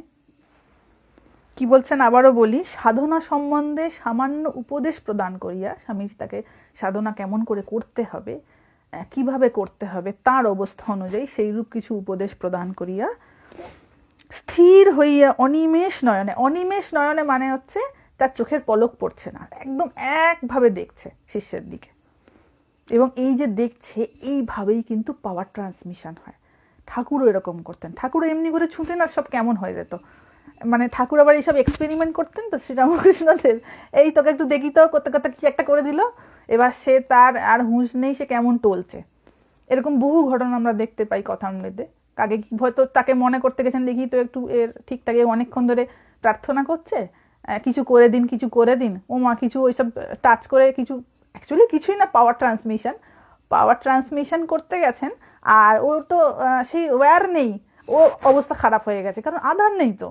সেই শক্তিটাকে যে ধারণ করবে সেই ধরনের তার তো মেকানিজম নয়, ওর মানে ও বেহুশ হয়ে গেছে, বা কেমন টলছে, চোখ ফোক লাল হয়ে গেছে, এরকম সিমটম দেখা গেছে তখন। তো তখন আবার ঠাকুরের কাছে ফিরে এসছে দুদিন বাদে, তো কিছুতেই তার ওই অবস্থা কাটছে না। ঠাকুরকে যখন বলেছে এ তুমি এর কি করে দিয়েছো, এরকম করে টলছে, তখন ঠাকুর বলছেন ও তাহলে ডোজ বেশি হয়ে গেছে, দিয়ে কি একটা করে দিয়েছেন, ও আবার নর্মাল হয়ে গেছে। এগুলো এরকম দেখা গেছে শ্রীরামকৃষ্ণ দেবের ক্ষেত্রে বিভিন্ন জায়গায়, যারা স্মৃতিকথা লিখেছেন বা কথামৃততেও কিছু কিছু ক্ষেত্রে, বা স্বামীজির নিজের কথা আমরা কখনো আলোচনা করব, স্বামীজির নিজের কথা এই পুস্তকেই রয়েছে, যে কিভাবে তিনি এরকম করে পাওয়ার ট্রান্সমিট করতেন। তো this is called power trans, এটা হয়, এটা খুব সত্য কথা। এবং ওই যে বলেন ইলেকট্রিক্যাল ঝটকা লাগার মতন, আমি জানি না কারোর জীবনে এরকম হয়েছে কিনা, কারোর স্পর্শে, কিন্তু এরকম স্বামীজির অভিজ্ঞতা হয়েছে ঠাকুরের সংস্পর্শে, যেন সেই কারেন্ট মারার মতন। কারেন্ট মারাটা কিছুই না, পাওয়ার ট্রান্সমিশন।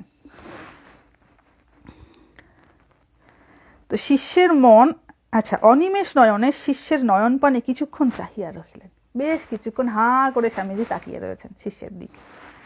শিষ্যের মন এখন স্তব্ধ ও একাগ্র হওয়ায় সে এক অনির্বচনীয় ভাবে স্থির হইয়া বসিয়া রইল।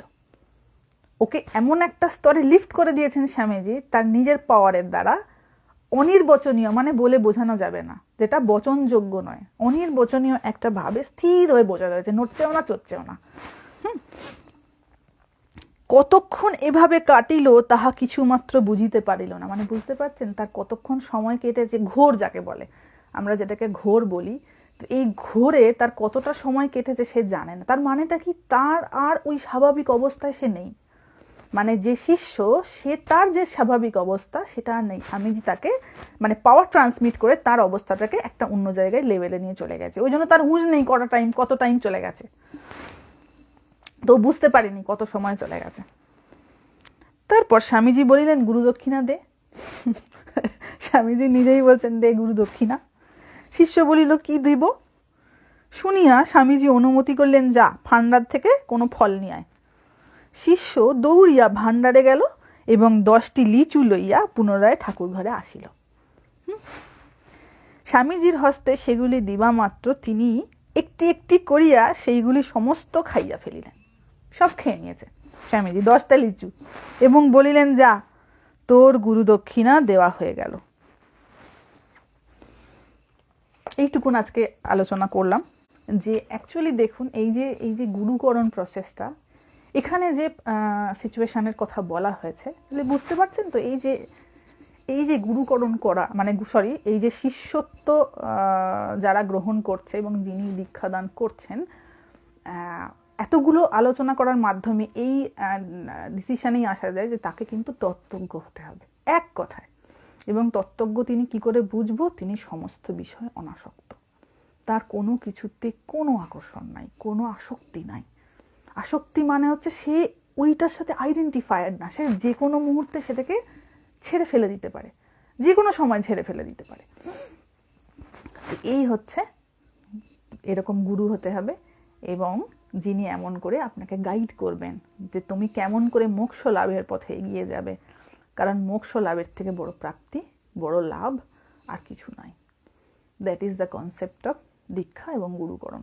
বাকি গুরুকরণের আলোচনা বা গুরুর যে ব্যাপারগুলো রয়েছে, সেটা গুরু গীতা বলে একটি গীতা রয়েছে, সেইটা অন্য কোনো দিন আমরা আলোচনা করব, যখন গুরু পূর্ণিমা আসবে, তিথিগুলো আসবে, নাহলে কি করে আলোচনা হবে? তো গুরু পূর্ণিমা যখন আসবে তখন আমরা এই গুরু গীতা নিয়ে আলোচনা করব। সেখানেতে শাস্ত্র আরও কি কি বলছে সেইগুলো নিয়ে আমরা শুনবো, আলোচনা করব। তো আশা করি আজকে যে ব্যাপারটা মেন ব্যাপার ছিল সেটা কিছুটা হলেও আমি বোঝাতে পেরেছি। এবার যদি কারোর কিছু প্রশ্ন থাকে এবার করুন, তাহলে আমি দেখতে পাবো। আমি এতক্ষণ পর্যন্ত কিছু দেখতে পাইনি।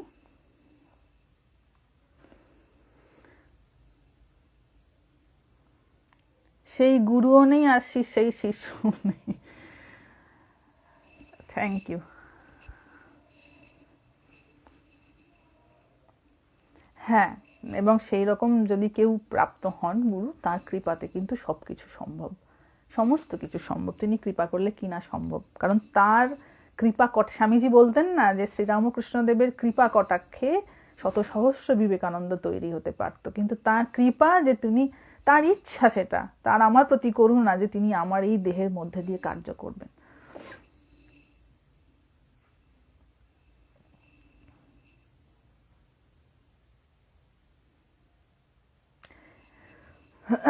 আমাদের শাস্ত্রে কিন্তু সমস্ত কথা দেওয়া রয়েছে, জানেন তো। আমি বারবার এই যে গীতা পড়ার কথা বলি বা কথামৃত পড়ার কথা বলি, তার বিশেষ কারণটাই হচ্ছে এটা, যে এর মধ্যে কিন্তু সমস্ত রহস্য লুকোনো রয়েছে। এবার কেউ যদি ধরুন ন্যাচারালি মানে স্বাভাবিকভাবে পড়লে তো বুঝতে পারবে না, এইটাকে বুঝিয়ে দেবে হচ্ছে গুরু। ধন্যবাদ।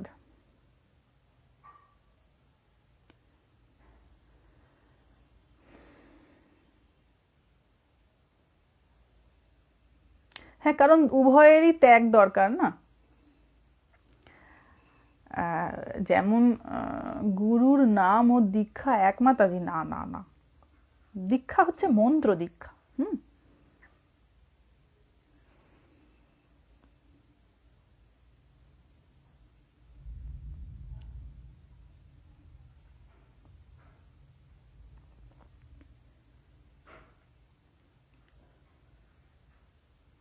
ধন্যবাদ।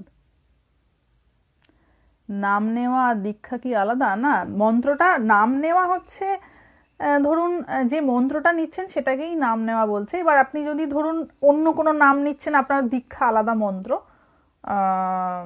সেটা তো ঠিক হলো না। নাম আপনি নিতেই পারেন যে কোনো সময়, কিন্তু দীক্ষা মন্ত্রে যেভাবে মানে সেই শক্তি নিহিত রয়েছে সেটা তো শুধু নামে নেই, কারণ ওটা সিদ্ধ, গুরুকে সিদ্ধ হতে হবে ওটাতে। তাকে আমি বলছি না, মন্ত্রটা তিনি অ্যাডভাইস করছেন মানে হচ্ছে কি, থ্রু দ্যাট মন্ত্র ইট ইজ অলরেডি পাওয়ারফুল, এবং সেটাকে সাধনা করে গুরু সেটাতে সিদ্ধ হয়েছেন, হওয়ার পরে সেটা উনি আপনাকে দিচ্ছেন, মানে তার নিজের শক্তি তিনি আপনাকে ট্রান্সফর্ম করছেন। এবং এইটি কেমন জিনিস, এটা যিনি, যার সাথে হয়নি, তিনি এটা বুঝতে পারবেন না এই শক্তি কেমন জিনিস। তিনি কি থেকে কি হয়ে যাবেন। গিরিশ ঘোষ বলতেন আমি কি ছিলাম কি হয়ে গেছি। ঠাকুর কিন্তু তাকে দীক্ষা দেয়নি, ঠাকুর তাকে কানে মন্ত্র দেয়নি।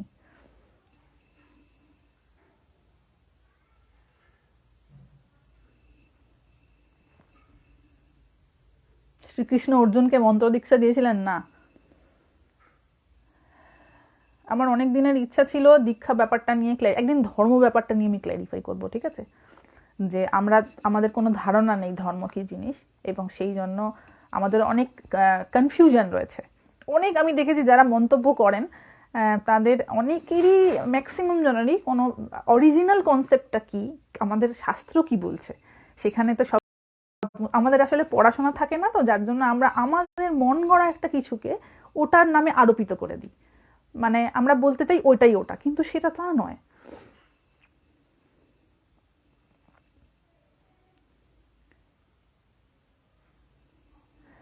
হ্যাঁ, আমাদের নিজেদেরকে আগে একটু যোগ্য হতে হবে, নিজেকে একটু জব ধ্যান করে একটু তৈরি হতে হবে। তো নইলে কেমন করে আমরা সেটাকে ধারণ করতে পারবো না। তো সব থেকে বড় কথা হচ্ছে, ধরুন আপনার আপনার কোনো ব্যাংক অ্যাকাউন্ট নেই, আপনি আপনি হঠাৎ করে 10,000 কোটি টাকা কুড়িয়ে পেলেন, টাকাটা কোথায় রাখবেন? ঘরে রাখলে ইনকাম ট্যাক্সের লোক আসবে, রাখতে পারবো না তো টাকা।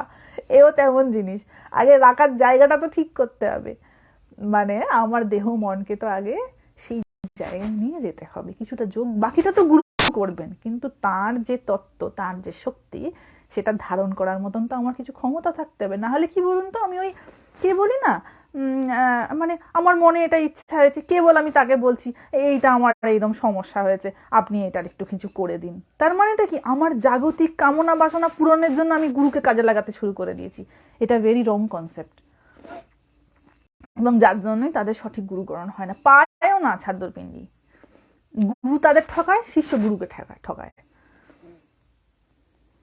মাতাজি, দীক্ষা না নিলে কি শরীর শুদ্ধ হয় না? দেখুন, শরীর শুদ্ধ হয় নিরন্তর মন্ত্র উচ্চারণের দ্বারা, এবং সেই মন্ত্র ওই গুরু দীক্ষাদানের মাধ্যমে দেন। তো আপনি যে কোনো মন্ত্র উচ্চারণ করতে পারেন, তবে সেটা গুরুর দ্বারা গাইডেড হলে খুব ভালো।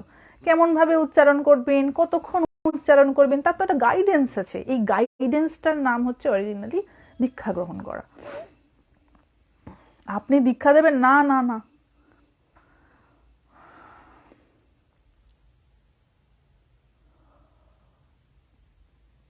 আজকের এপিসোডটা পর্বটা দীক্ষাকে কেন্দ্র করি। যার যা জানার আছে জেনে নিন, কারণ ম্যাক্সিমাম জনেরই দীক্ষা হয়ে গেছে, কিছু জনের দীক্ষা হয়নি। এবং আমি বলবো, যাদের দীক্ষা হয়নি তারা যে কোনো একটা মন্ত্র, যে কোনো একটা মন্ত্র যেটা ভালো লাগে, যেটা যে রূপটা ভালো লাগে, তার একটা যে কোনো মন্ত্র উচ্চারণ করতে পারেন। অভ্যাসটা তৈরি করাটা খুব দরকার। সকালবেলা উঠে আমি যে সেটাকে প্রপার কাজে লাগাবো, সেইটা তো আমার কি, মানে আমি সকালের শুরুটা কি দিয়ে করব? মোবাইল নিয়ে। আমি ঘুম থেকে উঠবো, উঠে তো আমাকে আমার নিজের জন্য কিছুটা সময় বের করতে হবে, আমার জীবন যেটার জন্য। তো আমি কি করব? সকালবেলা উঠে মোবাইল ঘাঁটবো, আর আমি মনে করছি আমার সারাদিন খুব ভালো যাবে? যাবে না, কারোর যায় না, কোনো দিন যেতে পারে না। দীক্ষার প্রয়োজনীয়তা নিয়ে একটু বলবেন, মানে এই তো বললাম দীক্ষার প্রয়োজনীয়তা কি, প্রথম থেকে দীক্ষার প্রয়োজনীয়তা নিয়েই বলা হচ্ছে।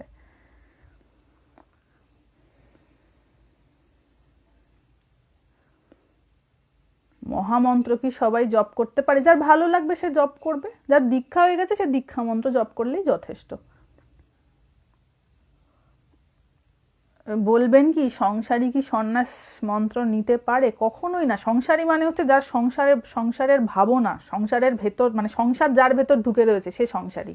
সংসারী মানে এই নয় যে বিয়ে করে ফেলেছে বা যা ছেলে পুলে হয়ে গেছে সে সংসারী নয়। সংসারী মানে হচ্ছে যার ভেতরেতে সংসার ঢুকে পড়েছে, মানে কামনা বাসনা যার হৃদয়ে রয়েছে, সেই সংসারী। তো কামনা বাসনা রয়েছে, সন্ন্যাস কি করে হবে? সন্ন্যাস মানে কি? সর্বত্যাগ। তার মনের যা কিছু কামনা রয়েছে, চাওয়া রয়েছে, আসক্তি রয়েছে, আকাঙ্ক্ষা রয়েছে, সেই সবগুলোকে জলাঞ্জলি দেওয়ার নাম সন্ন্যাস। তো আমার মনে কামনা রয়েছে, আমি কেমন করে সন্ন্যাস নেব? দুটো বিপরীতমুখী হয়ে গেল না? ঘুম থেকে উঠেই কি করা যায়? দেখুন, ঘুম থেকে উঠে না দেহ মনটা অনেক ফ্রেশ থাকে, এনার্জি, ফুল অফ এনার্জি থাকে। সেই সময়ে জব করলে সে খুব তাড়াতাড়ি কি হয়, ওই আবার যদি সেটা একটু ভোর ভোর হয়, মানে মোটামুটি 5টা, 5:30, 6টা নাগাদ হয়, সেটা কিন্তু খুব কার্যকরী হয়।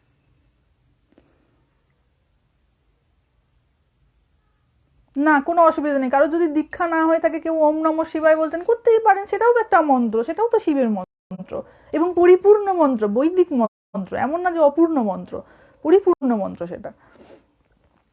দীক্ষা কি সব বয়সে নেওয়া যায়? না, একটু ম্যাচুরিটি আসা দরকার। হ্যাঁ, আমি দীক্ষা নেব, কিভাবে যোগাযোগ করবো বলবেন? আপনি যেখানে দীক্ষা নেবেন সেখানে যোগাযোগ করতে হবে। আমি তো জানি না আপনি কোথা থেকে দীক্ষা নেবেন।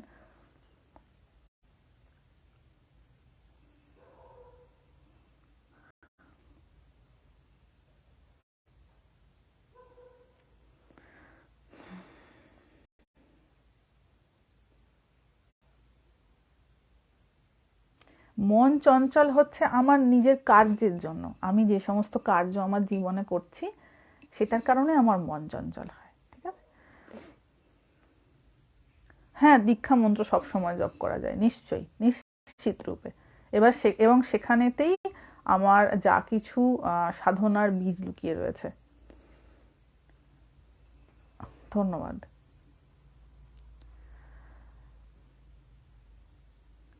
রিং, শ্রিং, এগুলো হচ্ছে বীজ। হ্যাঁ, এক একটা দেবীর এক একটা বীজ।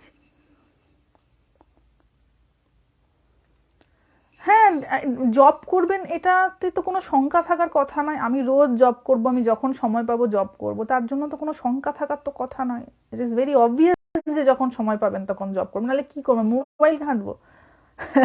আমি মোবাইলটা এই কারণে বলছি, কারণ এইটা আমাদের মনের বিক্ষিপ্ততার একটা খুব বড় কারণ। যাদের মনে মানে ধরুন আপনি মোবাইলটা নিয়ে স্ক্রোল করছেন, তো স্ক্রোল করছেন মানে ঘটনাটা কি ঘটে তখন বলুন তো, খুব ভালো করে ভাববেন। ধরুন একটার পর একটা আপনি স্ক্রোল করছেন, একটার পর একটা স্ক্রোল করছেন মানে হচ্ছে ডিফারেন্ট কাইন্ড অফ ইমেজেস আসছে, ডিফারেন্ট কাইন্ড অফ ভিডিওস আসছে। তো তার মানে হচ্ছে কি, আপনার যে ইমেজ টেকিং প্রসেস আমাদের রয়েছে না, যে নিরন্তর ইমেজ নিচ্ছি আমরা, সেইটা একের পর এক এই যে শাটডাউন হচ্ছে একের পর এক, মানে কনস্ট্যান্টলি। ধরুন আপনি যদি 1 ঘন্টা মোবাইল ঘাটেন, মানে how many kinds of images will you take, can you imagine? কত রকমের ইমেজ আমরা নিচ্ছি। তো এই যে আমাদের এই যে মনের কনস্ট্যান্টলি যে ঝটঝট করে আমরা ইমেজ টেক করছি, এইটার কারণে নিরন্তর আপস অ্যান্ড ডাউনস হতে হতে কি হয়, আমাদের মনের অবস্থাটা ভীষণ বিক্ষিপ্ত হয়ে যায়, চঞ্চল হয়ে যায়। আর চঞ্চল মন যার, তার কোনোদিন মনে শান্তি হবে না। শান্তি পেতে গেলে আমার মনটাকে শান্ত হতে হবে। আর ঠিক আমরা কার্যটা করি তার বিপরীত, স্ক্রোল করে যাচ্ছি, মানে একের পর এক ইমেজ আমি ইনটেক করছি। আমার মনে হচ্ছে আমি মনে শান্তি পাবো? কোনোদিন সম্ভব নয়, কোনোদিন সম্ভব নয়। মাতাজি, গুরু স্মরণ করতে কি আসনে বসেই করতে হয়? না, যে কোনো সময় করতে পারেন। জব করার সময় মন চঞ্চল হয়, ওই সবারই হয়।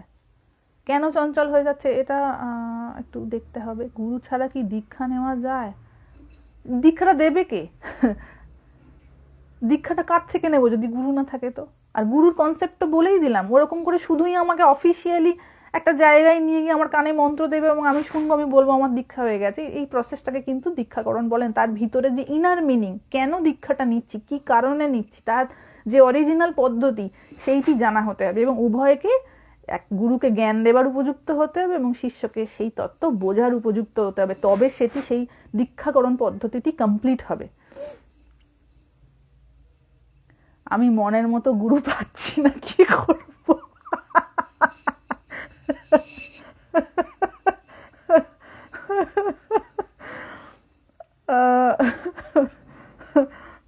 দেখুন, মোবাইল ঘাঁটা কেন কমাতে হবে সেটা তো আমি বললাম কারণটা। কারণ মোবাইল ঘাঁটলে আমাদের মনের চঞ্চলতাটা বৃদ্ধি পাবে, আর যত মন চঞ্চল হবে আমার মন তত অশান্ত, তত বিক্ষিপ্ত, তত ডিপ্রেস হয়ে পড়বে, ভালো লাগবে না আর কিছু। এই যে দূর ফিলিংটা হচ্ছে, কিছুই ভালো লাগছে না, এটা কেন? এটা ভালো করে খোঁজে দেখার চেষ্টা করুন, কোনখানেতে আমি আমার মনকে অশান্ত করার জন্য ছেড়ে দিয়েছি। আমারই তো ভুল, আমি তো ইজি এনজয়মেন্ট পাওয়ার জন্য নিজেকে ঢুকিয়ে গুঁজে বসে রয়েছি একটা কোনো জায়গায়। ইজি চাই না আমাদের, আমরা বড় সহজে সুখ পেতে চাই, এবং সহজে সুখ পেতে গিয়ে আমরা লং টার্মের ডিপ্রেশনকে আমাদের জীবনে ডেকে আনি। কারণ তুমি সহজে সুখ পেয়ে যাবে, এটা হয় কখনো? যে সুখের অনুসন্ধান সৃষ্টির সবার, সেই সুখ আমি সহজে পেয়ে যাবো, এ কি হয় কখনো? কোনোদিন হবে না। হ্যাঁ, জব করতে পারেন।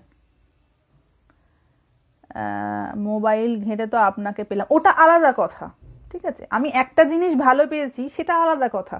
কিন্তু আমি ওই অজুহাতে সর্বক্ষণ মোবাইল ব্যবহার করতে পারি না বাবা, তাই না?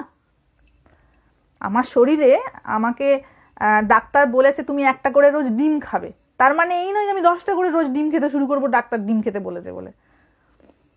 দীক্ষা না নিলে কোন মন্ত্র জপ করব? আপনার যে দেবতাকে ভালো লাগে সেই রকম কোন একটা মন্ত্র চয়ন করে জপ করবেন। কৃষ্ণেরও প্রচুর মন্ত্র রয়েছে, বা শিবেরও প্রচুর মন্ত্র রয়েছে। যদি একেবারে দীক্ষা না হয়ে থাকে, যে কোনো মন্ত্র জপ করবেন। আপনি যা বোঝালেন সব জলে গেল, কেন? জলে যাওয়ার কি আছে? সত্য শোনার পর যদি মনে হয় সব জলে গেল, তাহলে আমার মনে হয় সব জলে যাওয়াই শ্রেয়। হুম।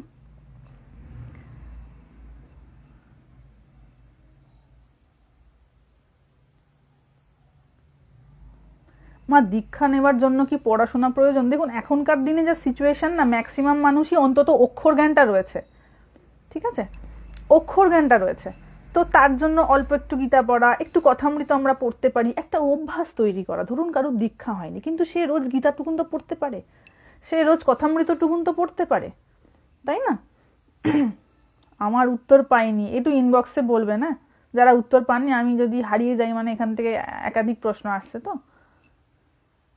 বুঝতে পারবো না অনেক সময়। বলতে বলতে হয়তো একটা উপর দিকে চলে গেল, সেটা বোঝা কঠিন হয়ে যায়।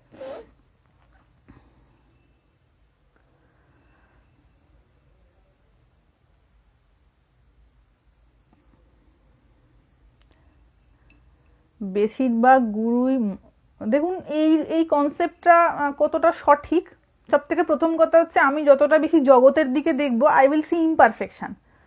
ঠিক আছে, আমি যত বেশি এক্সটার্নাল ওয়ার্ল্ডের দিকে দেখুন, এও ভালো না, ও ভালো না, ও ভালো না, ও ভালো না, কেউ ভালো না, তার কারণ হচ্ছে আমার মনের চাহিদা এমন যে আমার কারোর সঙ্গে ঠিক মিলমিশ হচ্ছে না। সেটা দেখার থেকে আমার মনে হয় জগতের মানুষ কত খারাপ, কত বাজে, কোথায় গুরু পাওয়া যাচ্ছে না, এটা দেখার থেকে আমি নিজে কতটা যোগ্য সেই দিকে কনসেন্ট্রেট করাটা ভালো নয় কি?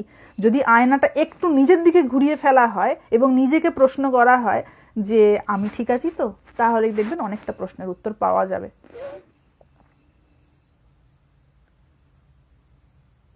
হ্যাঁ, একটু পড়াশোনা করেন, একটু মিনিমাম কনসেপ্ট থাকা দরকার যে আমি যার থেকে দীক্ষা নিচ্ছি তার একটু জীবন সম্পর্কে জানা, তিনি কি বলে গেছেন সেটা সম্পর্কে একটু পড়াশোনা করা। কিছু তো করতে পারবো, ঘরে বসে বসে আমার দীক্ষা হয়ে যাবে, ঘরে বসে বসে সব হয়ে যাবে, এমন করে হয় কখনো? আপনার থেকে কি দীক্ষা পেতে পারি না?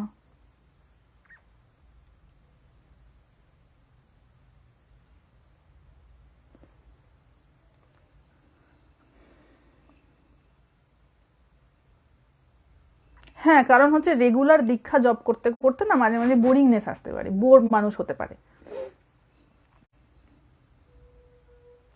হ্যাঁ, এটা একদম ঠিক যেটা পৌলমী বলছে, সঠিক গুরু নেই, এটা একদমই ভুল কথা। তার কারণ হচ্ছে যে আমাদের চাহিদার অন্ত নেই না, আমি পাবো কি করে? হয়তো সেই সংখ্যাটা কম, অবশ্যই সেই সংখ্যাটা কম। যেমন অনেকেরই ধারণা রয়েছে সব খারাপ, সব ভণ্ড। কিন্তু বাবা, সব ভণ্ড যদি এরকম দৃষ্টি হয়, তাহলে কোথাও একটা আমার মধ্যেও ফল্ট আছে, এটা হতে পারে না। হুম।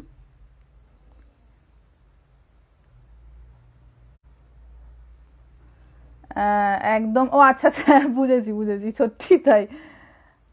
অবশ্যই আগে নিজেকে যোগ্য হতে হবে বাবা। তুমি পরীক্ষা দিতে যাচ্ছ, তুমি হায়ার সেকেন্ডারি পরীক্ষা দেবে, আমাকে তো পড়াশোনা করে নিজেকে প্রিপেয়ার হতে হবে। আমি যদি বলি এই স্যারটা ভালো না, আমার খাতা দেখেনি ভালো করে, এটা কোনো কথা হলো? অমুক স্যারটা আমাকে ভালো করে পড়ায়নি, এটা কোনো কথা হলো? এটা কোনো যুক্তি হলো? আমার প্রচেষ্টাটা ঠিক ছিল তো? সব ভণ্ড হয় কিনা কখনোই সম্ভব নয়। যেখানে ভালো মন্দ মিশিয়ে জগৎ, সেখানে যদি মন্দের অস্তিত্ব থাকে, সেখানে ভালোর অস্তিত্ব থাকবে, হতে পারে সেটা সংখ্যায় কম।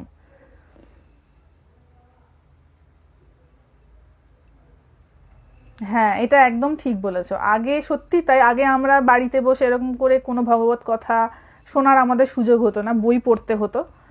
বা যখন কেউ গুরুর সান্নিধ্যে যেতেন তখন সেটা শুনতে পারতেন। কিন্তু এখন আমরা অনলাইনে অনেক কিছু দেখতে পাই, শুনতে পাই। হয়তো বোর লাগছে, ধরুন মন্ত্র কনস্ট্যান্টলি জপ করছেন, একটুখানি বোর ফিল হচ্ছে, একটু বইটা নিয়ে বসলেন, বা বই পড়তেও ইচ্ছে করছে না, তখন হয়তো একটু কিছু শুনলেন। হাজার হোক ভগবানের কথা তো, আমি শুনি না, আমার শুনতে অসুবিধা কি আছে? হাজার হোক, সেটা তো ভগবানের কথা। এবার যদি আমার বায়াসনেস থাকে, অমুকের কাছে শুনবো না, অমুক মতের শুনবো না, তুমুক মতের শুনবো না, সেটা আমার প্রবলেম, সেটা তার প্রবলেম না। দীক্ষা কি দুইবার নেওয়া যায়? না, একবারই নেওয়া ভালো। দুটো হয়, একটা এমনি মন্ত্র দীক্ষা, একটা সন্ন্যাস দীক্ষা, এই দুটো হয়। কিন্তু মন্ত্র দীক্ষা দুবার না নেওয়াই ভালো। হ্যাঁ, যে যেমন যোগ্য তার সে তেমন তেমন গুরু পায় ভাই, এটা একদম সত্যি কথা। যে যেমনটা যোগ্য সে তেমনটা পায়।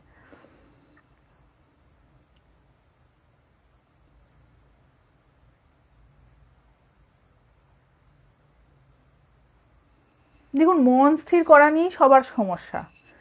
আর মনকে অস্থির করে কামনা, এটা আমি আগেও একাধিকবার বলেছি।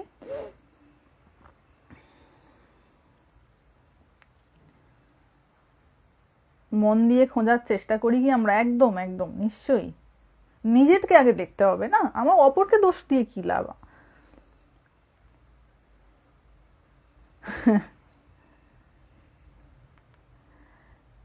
কৃষ্ণের সন্ধান পেতে গেলে নিজেকে অর্জুন হতে হবে। ঠিক কথা, ঠিক কথা।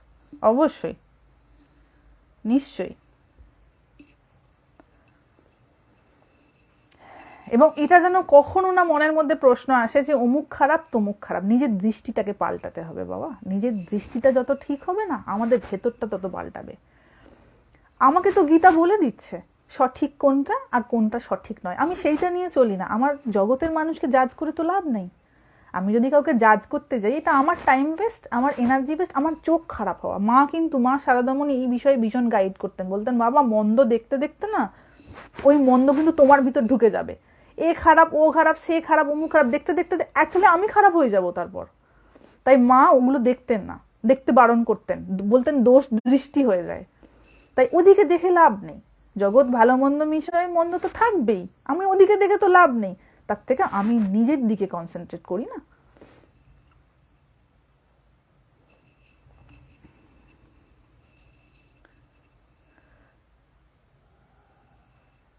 হ্যাঁ, এবং ওই যে বললাম যে যখন গুরু কোনো কিছু বলছেন সেটা সংশোধনের জন্য, শাস্তির জন্য নয়, কিন্তু সংশোধন, আমি আবারও বলছি, সংশোধন এবং শাস্তি দুটোর মধ্যে ফারাক আছে।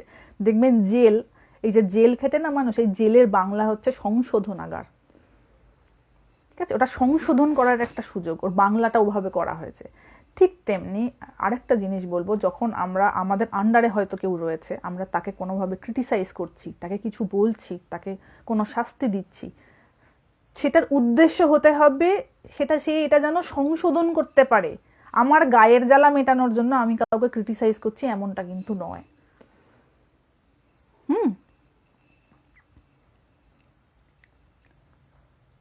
কেউ দীক্ষা না দিলে কোনো কোনো ধর্মীয় কাজ করা কি নিষেধ? একদমই না।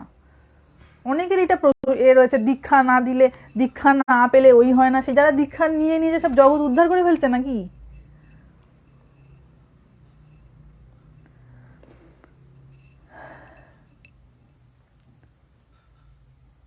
মানে ধরুন অনেকের ধারণা রয়েছে না যে দীক্ষা না নিলে বোধহয় এই ভোগ রান্না করতে পারবে না, যে দীক্ষা নিয়েছে সে খুব শুদ্ধ হয়ে গেছে না, তার একবারে সব দেহ মন ধোয়া তুলসী পাতা হয়ে গেছে নাকি? ওরকম করে হয় না। আর তাকে ঠিক ভাবে দীক্ষিত হতে হবে, প্রপার ওয়েতে যেভাবে দীক্ষা হয় সেটা মানে কি বলবো, কি আমার টার্ম নেই বলার, আমি কতটা কতটা সুন্দর, কতটা ভদ্র ভাষা ব্যবহার করবো, ভাষাটা খুঁজে পাচ্ছি না।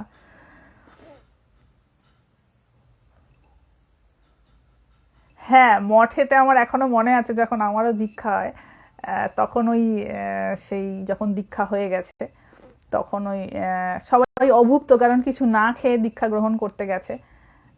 তো সেখানেতে প্রসাদ দেওয়া হয়, মঠ থেকেই প্রসাদটা দেওয়া হয়।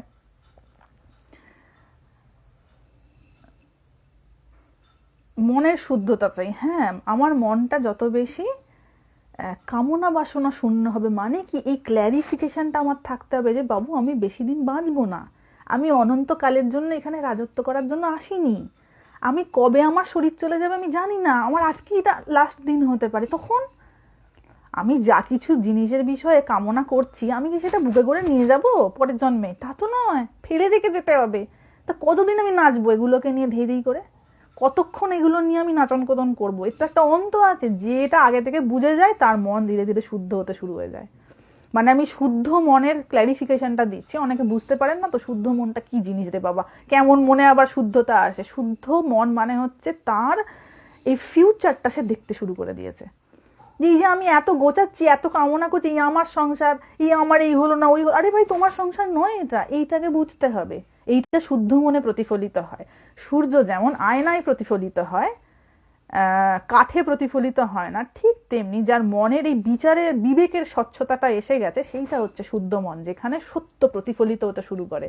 যে এই যে আমি আমার করছি, এটা কতক্ষণের জন্য থাকবে, কতক্ষণ আমি এটাকে নিয়ে নাচানাচি করব, কতক্ষণ এটা থেকে আমি সুখ পাবো।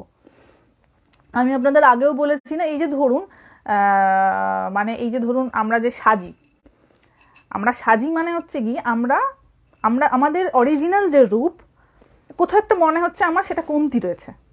খুব যদি ক্লিয়ারলি, এটা বেসিক্যালি যেহেতু মেয়েরা করেন, আমি মেয়েদেরকে বলবো যে ধরুন আমরা মেয়েরা তো সাজি, তো যখন সাজি এটা কোন ধরনের সাইকোলজি থেকে আমার সাজার কনসেপ্টটা আছে, সেটা হচ্ছে যে আমি কোথাও একটা আমার মনে হচ্ছে যে আমাকে অরিজিনালি যেরকম দেখতে, এইটার সাথে আমি যদি বাইরে বেরোই তাহলে কোথাও একটা আই ফিল সো ইনসিকিওর, আমার কোথাও একটা নিজেকে অপূর্ণ বোধ হচ্ছে। এই জন্য আমরা আর্টিফিশিয়ালি নিজেকে এমনভাবে তৈরি করে বাইরে বেরোই যেখানে আমাকে তুলনামূলকভাবে অনেক বেশি সুন্দর দেখতে লাগে। এই তো কনসেপ্ট।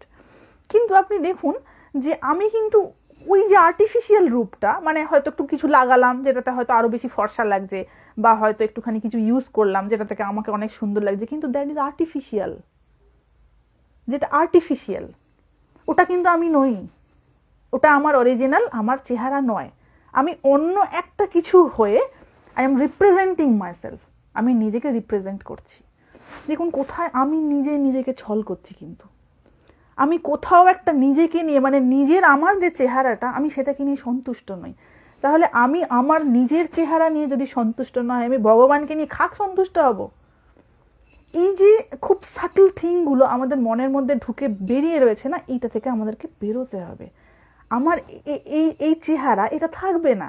বয়স যখন হবে, গালগুলো ঝুলবে, চোখের তলায় কালি পড়বে, দাঁতগুলো থাকবে না, হ্যাঁ, তখন আমি কত সাজবো, কত মেকআপ লাগাবো, কত নিজেকে আর্টিফিশিয়ালি রিপ্রেজেন্ট করব। এটা আমি একটা দিক বললাম, জাস্ট একটা দিক। এই যে শুদ্ধ মনের কথাটা আসছে না, এখান থেকে বললাম আমি যা আমি তাই আছি, ভগবান আমাকে অমন করেই সৃষ্টি করেছে, let us be happy with that. আমি কি নিয়ে যেতে পারবো না? আমি সারা জীবন আমার এই যৌবনটা ধরে রাখতে পারবো? পারবো না তো। আর যখন আমাকে চিতায় তুলবে, সব তো পুরো ছাই হয়ে যাবে। কোথায় আমি এই রূপ রূপ যৌবন আজীবনকাল ধরে রাখতে পারবো? তো এই হচ্ছে সত্য দর্শন। সত্য এটাই যে আমি আমার বার্ধক্য আটকাতে পারবো না, আর আমি যা আমি তাই থাকবো। আমি সুন্দর সেজে আমি সুন্দর হয়ে যাব এমনটা না, আমি সাজতে পারি কিন্তু আমি তা হয়ে যাব না।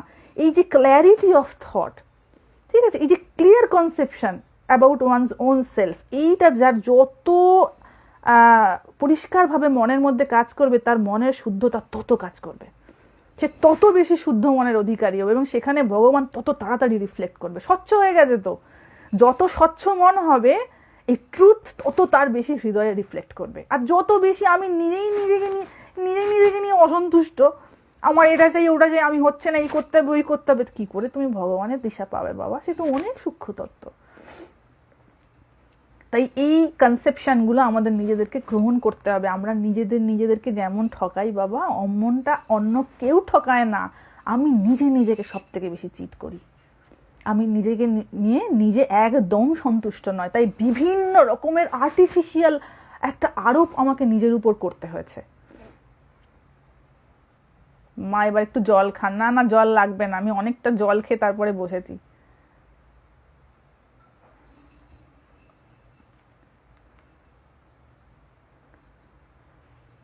ভগবান বলতেন না, ভগবান গীতায় বলেছেন, ওরে অনিত্যম অসুখম, পৃথিবীতে যা কিছু অনিত্য সেগুলো সব অসুখম, সেগুলো সব দুঃখদায়ী।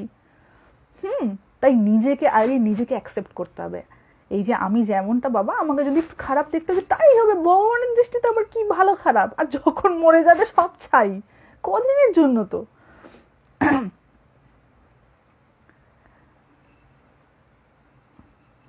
এইভাবে আমাদের এই কমপ্লিকেসি থেকে আমরা মুক্ত হয়ে যাব না, তত দেখবেন তত আমরা সুন্দরভাবে মুক্ত হয়ে বাঁচতে পারবো। এই কমপ্লিকেসি গুলো থেকে আমাদের মুক্ত হয়ে যেতে হবে, ঠিক আছে? এটা অ্যাকসেপ্ট করতে হবে, আমি যা আমি তাই আছি, I should be very much happy with that. হ্যাঁ, আর টাকা কড়ি সম্পত্তি এগুলোতে আঁকড়ে ধরার মেন কারণ হচ্ছে আমি কোথাও একটা ভেবে নিয়েছি আমি মরবো না। এটা আমাকে একটা মহারাজ বলেছিলেন। আমাদের আমরা তাহলে ভগবানকে সাজাই কেন? ওই তো আমরা নিজে সাজতে চাই, ওই জন্য তো ভগবানকে সাজাই। আমাদের নিজের কামনা বাসনার প্রতিফলনটা তো আমরা ভগবানের মধ্যে দিয়ে করতে চাই না। ভগবানের সাজার দরকার পড়ে না বাবা। ভগবান সর্বাঙ্গ সুন্দর, তাকে আবার সেজে সুন্দর হতে হবে নাকি? ও তো মানুষের সাজার ইচ্ছা হয়েছে, সে নিজে সেজে সন্তুষ্ট হতে পারছে না, ওই জন্য ভগবানকেও সাজাচ্ছে। মনে করছে ভগবানকে অমন করে সাজালে বুঝি ভগবান ভারী সন্তুষ্ট হবেন। But original concept is not that.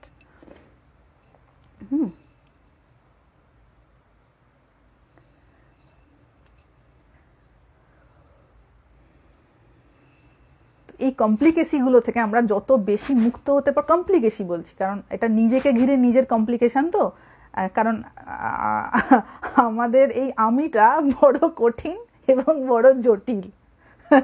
তো এই যে সূক্ষ্ম সূক্ষ্ম ব্যাপারগুলো রয়েছে, এগুলো আমাদেরকে বোঝাতে হবে। এটার কিন্তু কোনো দরকার নাই, এগুলো আননেসেসারি জিনিস। মানে এগুলো আননেসেসারি আরোপ করে ফেলেছি আমি নিজের ওপরে। এই আবরণগুলো যত ধীরে ধীরে কমতে থাকবে না, পেঁয়াজের খোসার মতন, তত ধীরে ধীরে ট্রুথ রিলিজ হতে শুরু করবে। হ্যাঁ, যেটা অ্যাকসেপ্ট করতে পারি না সেটাই দুঃখের কারণ হয়ে দাঁড়ায়। কেউ হয়তো আমার প্রিয়জন একটা কিছু বললো, ও আমাকে এমন বললো, দুঃখটা কেন পাচ্ছি না, ও আমাকে ওটা বললো আমি অ্যাকসেপ্ট করতে পারিনি বলে, তাই না? আমি যেই মুহূর্তে অ্যাকসেপ্ট করতে পেরে গেলাম, হ্যাঁ বলেছে বলারই তো কথা, সেই মুহূর্তে আমার দুঃখ শেষ, আমার আর দুঃখ নেই। কিন্তু ওটা অ্যাকসেপ্ট করতে দেখা যায় 1 মাস টাইম লেগে গেছে, ততদিন হয়তো আমি দুঃখ পেলাম, বিষাদগ্রস্ত হলাম। তো এই নিমেষে আমি যে ঝেড়ে ফেলবো জিনিসটাকে, সেটা আমরা করতে পারি না।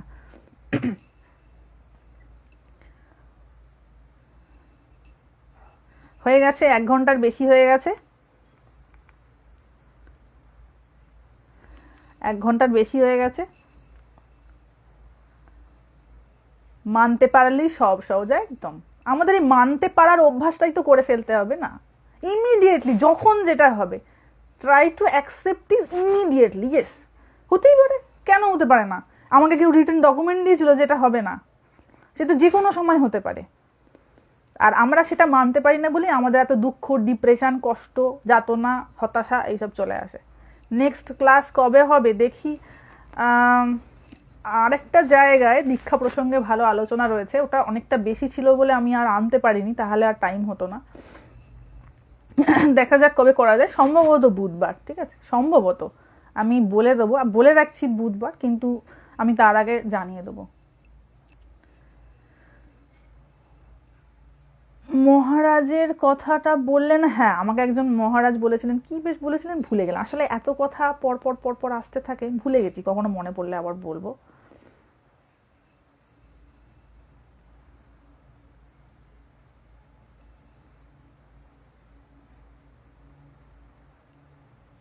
এই বোধগুলো আমাদের না খুব ক্লিয়ার থাকা দরকার। আমাকে সব থেকে আগে মনে রাখতে হবে আমার অশান্তির কারণ আমি নিজে, 90% ক্ষেত্রে নিজে। আমার নিজের মনের দুর্বলতায় আমি কোথাও একটা এমন জায়গায় আটকে বসে আছি যে সেটাকে আমি আর জাম্প করতে পারছি না, বেরোতে পারছি না সেটা থেকে। তাই আমার নিজের মনটাকে ভীষণ ফ্লেক্সিবল রাখতে হবে। যে কোনো সময় যা কিছু সম্ভব, যে কোনো কারোর সাথে যখন খুশি আমার সম্পর্ক খারাপ হয়ে যেতে পারে, দেন হোয়াট টু ডু? আমাকে তো আমার নিজেকে নিয়ে বাঁচতে হবে কিনা, এবং তার জন্য হচ্ছে এক ঈশ্বর। ঈশ্বরে যত বেশি আমাদের শরণাগতি হবে, এই ধরনের ছোটখাটো জিনিসগুলোতে একদম এফেক্টেড হবে না কেউ। না হলে একটু পান থেকে চুন খসলেই হাউ হাউ হাউটা শুরু হয়ে যায় না। আগামীকাল তাহলে হবে না, মানে আশা করছি কাল হবে না। দীক্ষা নেওয়ার যোগ্যতা কি? দীক্ষা নেওয়ার যোগ্যতা হচ্ছে যে গুরু তাকে উপদেশ করবেন, তিনি সেই শিক্ষাটা নিতে পারবেন কিনা, তার মনে কতটা কামনা বাসনা চলে গেছে, সে কোনো কামনা নিয়ে দীক্ষা নিচ্ছে কিনা এটা দেখতে হবে। যে অমুক জায়গায় দীক্ষা নিলে আমি খুব প্রাউডলি বলতে পারবো আমি অমুক জায়গা থেকে দীক্ষিত, এটা যেন না হয়। এও এক কমপ্লেক্সিটি, ভয়ানক কমপ্লেক্সিটি। এবং আমার গুরু অমুক, তিনি বোধহয় কোনো বড় পোস্টে রয়েছেন, এটাও যেন না হয়। দীক্ষার ক্লাস আবার হলে ভালো হয়, দেখা যাক বুধবার দিন আমি তাহলে ওই আরেকটা জায়গায় স্বামী শঙ্করানন্দজির দীক্ষা সম্পর্কে দারুণ কিছু কথাবার্তা রয়েছে, সেইগুলো নিয়ে আলোচনা করব। কারণ দীক্ষা ব্যাপারটা না সবার একটু পরিষ্কার হওয়া দরকার। আমি আবারও শেষ করার আগে বলি, যিনি আপনাকে মোক্ষ লাভের পথে গাইড করবেন, আপনার বাধা বিপত্তি দূর করবেন, এবং যার সংস্পর্শে গিয়ে আপনার মনে হবে যে আমার আর কোনো অভাব নাই, এই এই ফিলিংটা আপনার যার সংস্পর্শে হবে না, তাকে আপনি গুরু করতে পারেন। তবে সেটা মোহগ্রস্ত হয়ে না, তাকে অবশ্যই তত্ত্বজ্ঞানী হতে হবে। তত্ত্বজ্ঞানী মানুষ না নিজে কোথাও আটকায়, আর না তার ছানাপোনাকে আটকে রাখে। সে নিজেও মুক্ত এবং সামনের মানুষটাকেও মুক্তির পথে নিয়ে চলে যায়। সে তাকে আটকাতে দেবে না কোথাও, টানতে টানতে হিজড়াতে হিজড়াতে নিয়ে চলে যাবে, বাহাদুরি কাঠের মতো। ঠাকুরের বাহাদুরি কাঠ মনে আছে তো? হাবা ঠাকুর বলতে না, হাবা দে কাঠ। হ্যাঁ, আজ স্বামী প্রভানন্দ দেহ রক্ষা করেছেন, ও জানতাম না তো, তাহলে রিসেন্ট হয়েছেন, মানে এই কিছুক্ষণ আগেই হয়তো হয়েছেন, জানতাম না এটা। হ্যাঁ, উনি তো দীর্ঘদিন হসপিটালে অ্যাডমিট ছিলেন। প্রতিটি মানুষের কি দীক্ষা নেওয়া আবশ্যিক? দেখো, দীক্ষা মানে হচ্ছে দিশা পাওয়া। একজন গুরু, একজন তত্ত্বজ্ঞ মানুষ তাকে মোক্ষ লাভের পথে দিশা দেখাবেন, এটা প্রত্যেকের জরুরি, কারণ মোক্ষ লাভটা তার জীবনের উদ্দেশ্য।